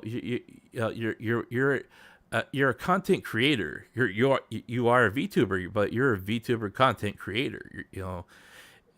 Idols are basically put on pedestals, to be worshipped from above. You're still trying to rise up there, and we're trying to, we're trying our best to raise you up there, but you haven't ascended to that idol status yet. Once you sign on with somebody big, where you're big enough to start like making those kinds of affiliations, then maybe you can be considered an idol. Like Videre, for example. I mean, they came along and they had their thing with production kawaii, and then they started over. They hit 10,000-15,000 per channel. They were able to all get VTuber models done. They re-debuted with their current models, and they are like signing affiliations and sponsorships and so on and so forth. They have elevated themselves to idol status. But unless you start getting to that point, even if you're not to that point yet, you're not an idol. You're an idol in training. But you haven't been elevated to that status. And I don't want to say like, okay, 2,000 is the cutoff line or something like that. But I mean, it just, don't try to act like you're better than the people that you're talking to, when you're just trying to get the people that you're talking to subscribe or whatever system it is for your channel, and get them to come back the next time. You don't need to be that way.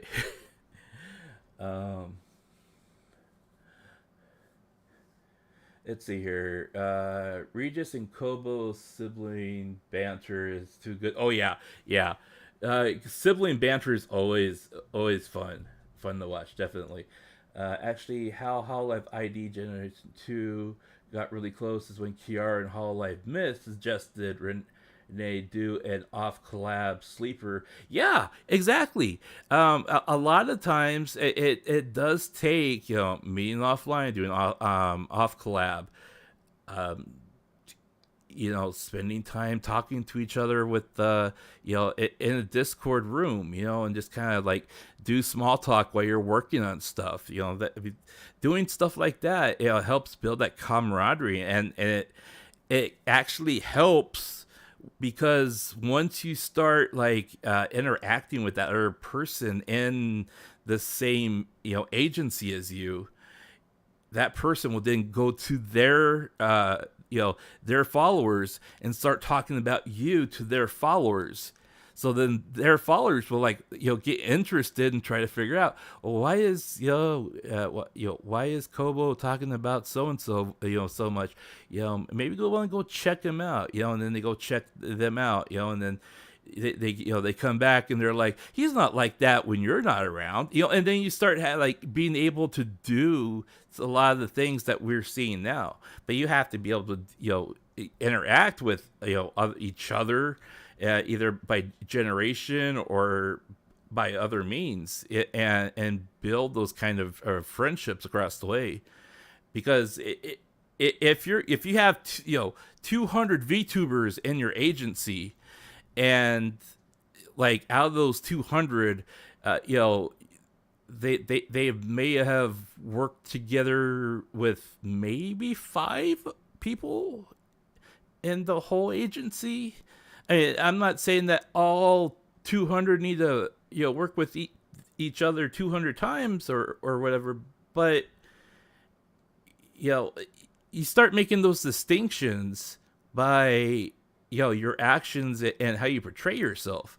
And if there's a brother sister or sister type of sibling, status that's forming between people, or like like we have like Picora, she always tries to be like that taunting, annoying little brat that will throw shoot spitballs at you when you're not looking, and you just want to like turn around and just clock them, but every time you turn around that they like hide everything, and you can't prove that they're doing it.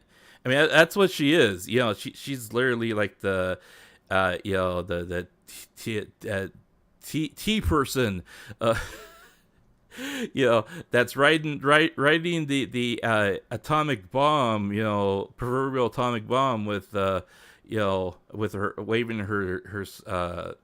her bunny hat. Let's see here. Do I follow Hololive COC? I do not. That's the other thing too, is and this is what kind of worries me about Hololive as well, is I mean, we see how Niji is, right? Niji has all these VTubers. I mean, they have a lot more than I thought they did. I thought that maybe they had like 30, 40, but it's like over like 100 or something like that. I mean, they have a lot. They have a lot. And Hololive is getting to that point too, where not only do I think that they're going to eventually start having they're going to start having attendance creep come in, because that's already happening, but you're going to start seeing that your audience it gets thinned out even more, because you're splitting them among each other, and you're not exactly gaining more people watching you. You oversaturate your market, and that's why I really started feeling like when all the Hololive Indonesia's gens came about, and then Regloss came out, more Hall Stars came out, and even Advent came out, and I only watched two of the girls, three of the girls, but two of them are sisters, right?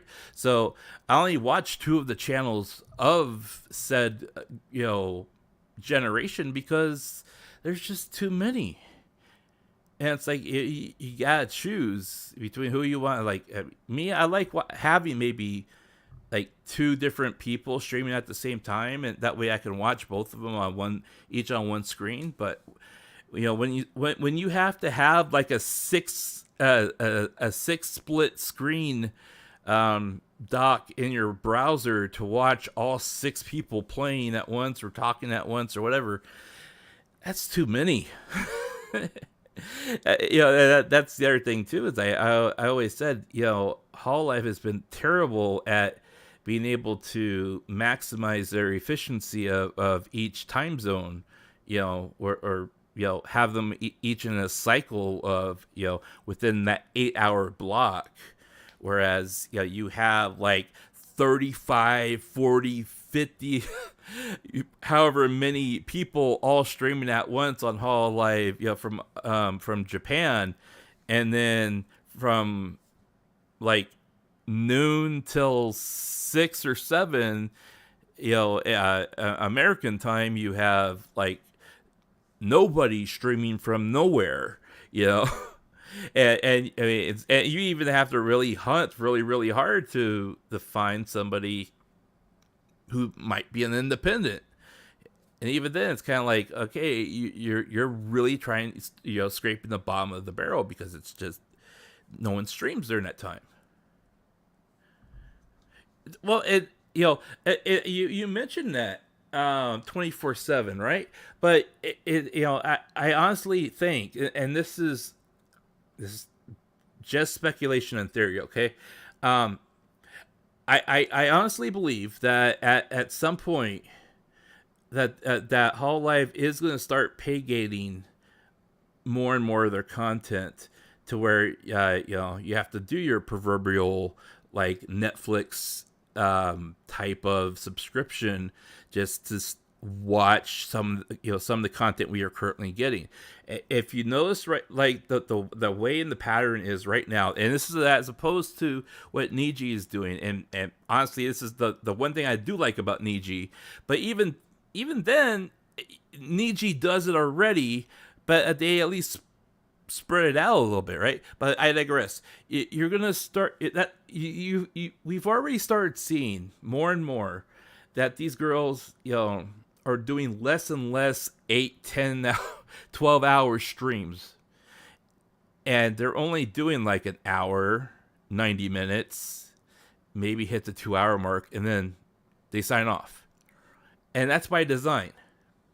Because Yago has stated in his annual report to the shareholders for this fiscal year, which ends at the end of March, he stated that those streams, they want to reprioritize them, the talent to stream smaller content streams, and then redirect their activities to outside ventures that Cover and Hololive are trying to gain for partnerships. And their focus for this year in particular was to do quote unquote live shows, as many as they could, and then also build further partnerships and collaborations and affiliations with companies that could invest in Hololive and so they could lease out the IP to help promote their product. And that was the way that they were trying to do, because they wanted to maximize more of that consistent revenue, but still keep the girls visible, just more on a more time scheduled type of stream. And that's why that's why we're seeing a lot of the girls playing these shorter horror games, because you can finish those games in a couple hours. Even if you try to 100% it, they RTA after they know how to beat it. So so to get all the other endings, they RTA as much as possible, and then they cram it down into maybe a 2 or 3 hour stream. But you don't get them playing 5, 6, 7, 8, 10 hours unless you're like the gamer generation, where we have seen Korone and Okayu. They both have done long streams recently. And I know like a lot of them, if they weren't doing anything the next day, and when Power World came out, they were doing 5, 6, 7, 8 hour streams on Power World because they were just so into it. But that's kind of what Yago was gearing for, is shorten the streams, because they felt like they weren't pulling enough revenue in it as is. They had hit that limit, and then try to redirect them to outside ventures for collaboration in order for more support and investment into their company. Marko, a Hollister, I would. I haven't done one cover song yet.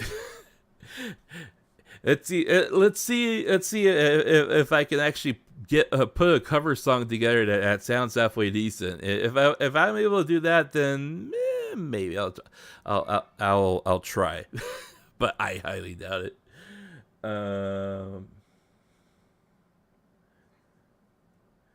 Let's see here. It's funny, but the more talents Hololive hire, the better dream of Hololive. They didn't mention EU yet in their annual report last year. They did say that they wanted to expand into the English market, but they were having a hard time expanding into the English market because it's so different than what how things are in Japan. So, it's a lot harder for them to they could do KFC collaboration with the company in Japan, but if they turn around and have tried to do it in America, it's more difficult. And it might be because of the way that they franchise their services to private franchisees or something like that. I'm not sure, but it seemed like they were having a hard time trying to figure out how to break into the English or the North American market. I don't know if they are spending time or investment into learning more about it, but it'd be interesting because I want to. I'm curious with their next yearly report. I'm curious to see whether or not they say they're going to expand again. If they do expand, there's probably going to be another English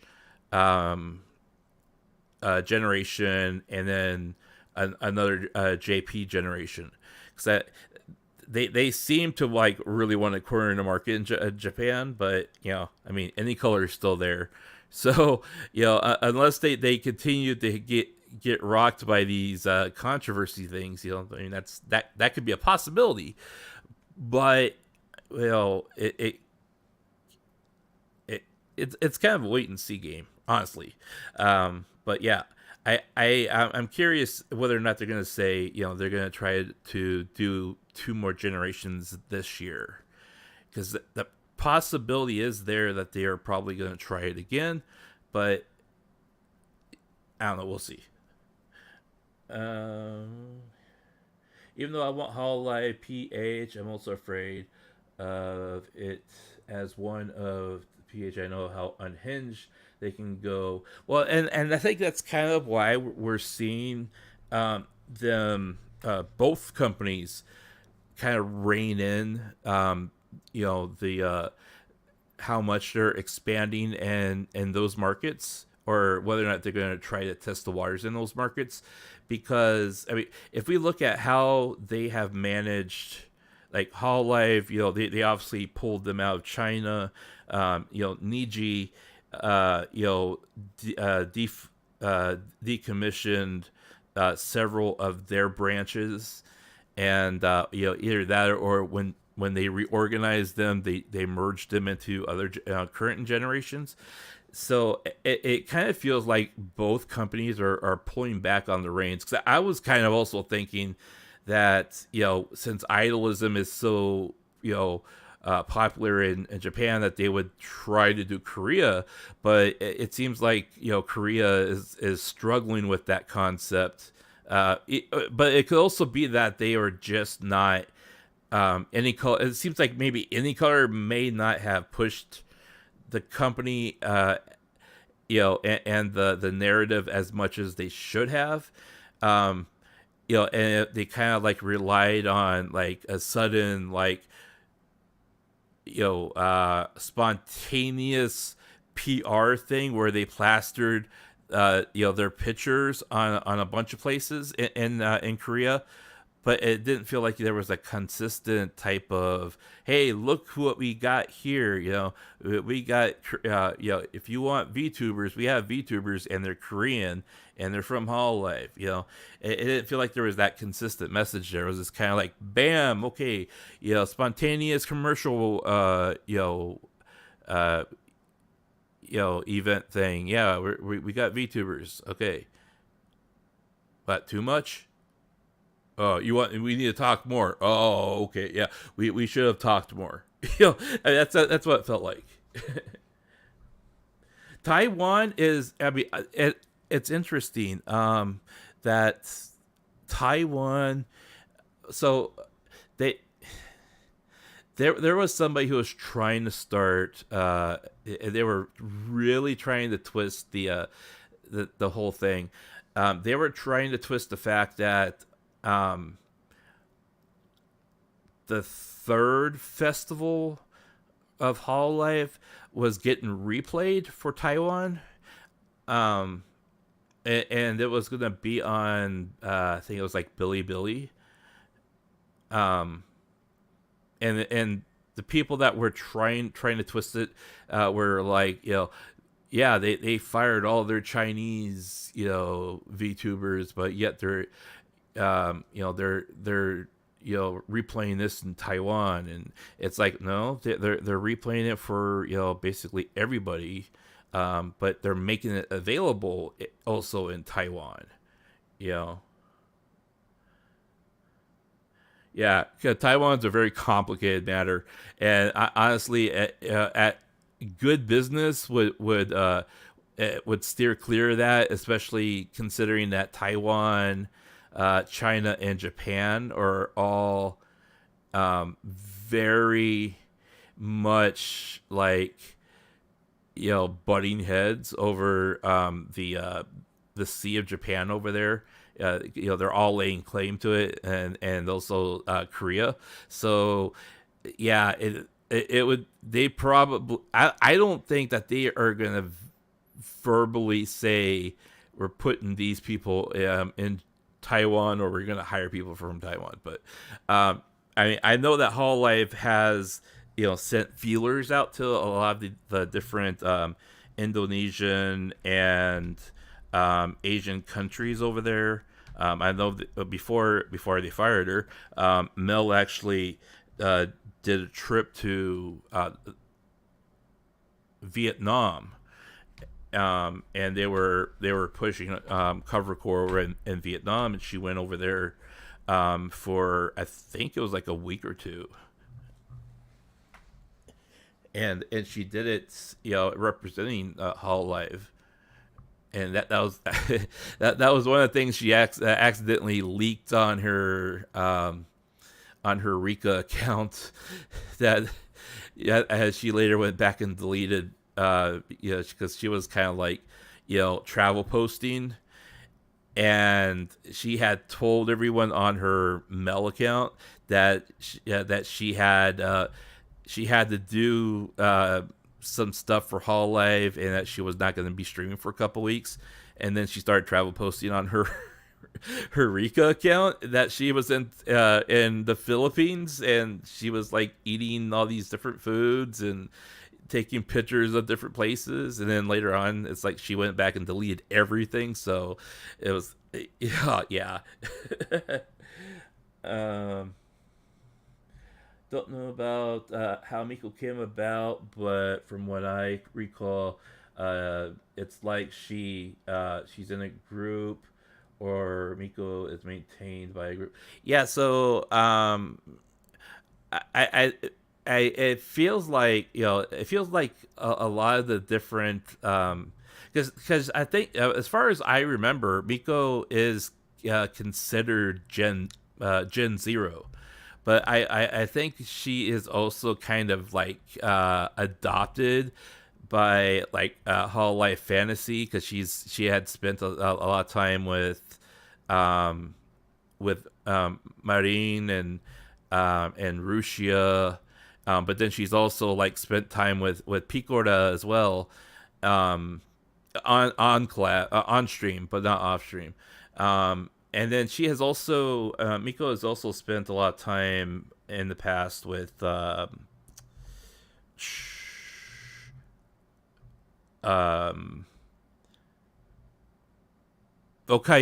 and Korone. So there was a time when she, I think she got really, really sick or something like that. She had something happen, and Korone was extremely sad because she wanted to play Minecraft with her, and she was busy trying to take care of her health situation, and she was like really, really sad because she didn't know if her condition was going to make her retire, or graduate, or if she was going to come back.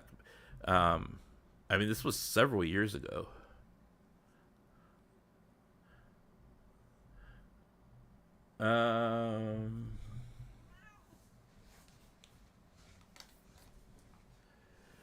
Yo, Miki Nico free chat has lots of Vietnam. Wait, I think there's a lot of I don't know, what does it say? Are you able to read it? I think there's a lot of like people spamming various stuff in there because they're like pissed that she got married or she was married and then divorced. I don't know. Was Miko so I don't know. I have not done a deep dive of Miko's past. I do know that she got flack at some point for like her because she kept using her voice the way it was, but they were calling her an old lady, trying to talk like a teenager, but she's really, I mean. That's another thing. I know that Miko also had trouble with her throat as well too, and I don't know if she had to learn how to talk differently or damage her vocal cords, but she kind of I remember she had kind of a similar scare like what Marine did, and of course she ended up spending like a year recovering and learning how to talk differently so she wouldn't have to retire.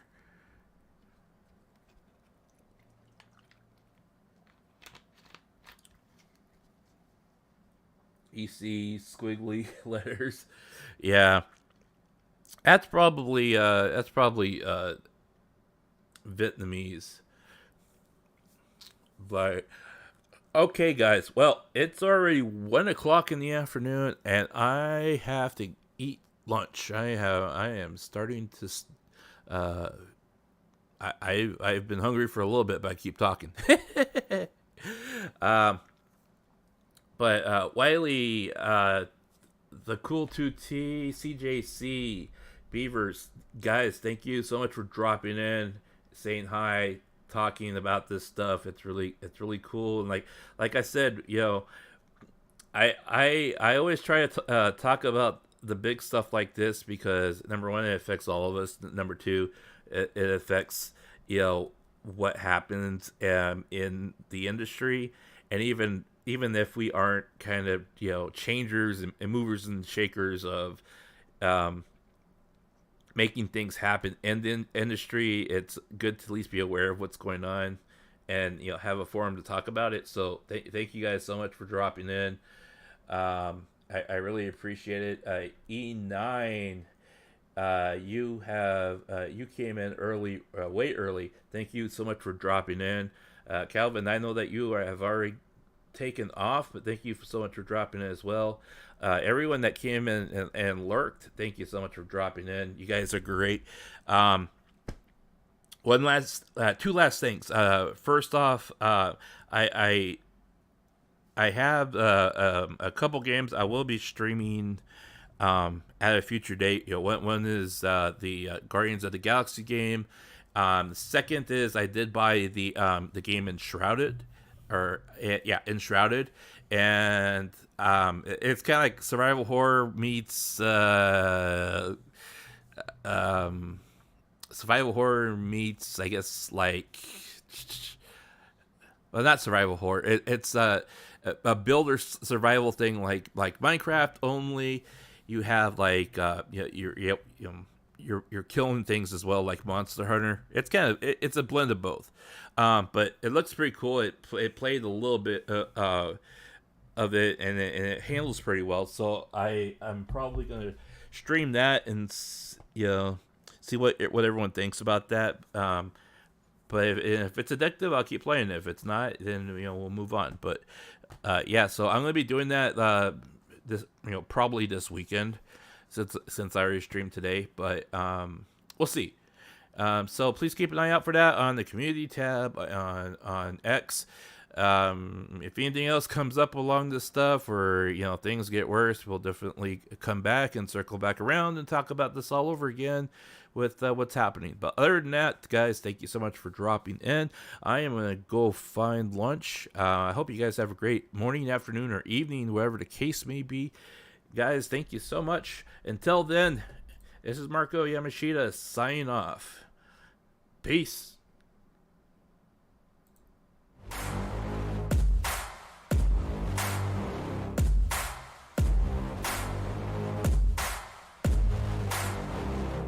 I like to get paid, that's why I work every day. I'll be making money till I'm in my grave. Don't care what they say, I'll buy time with my money.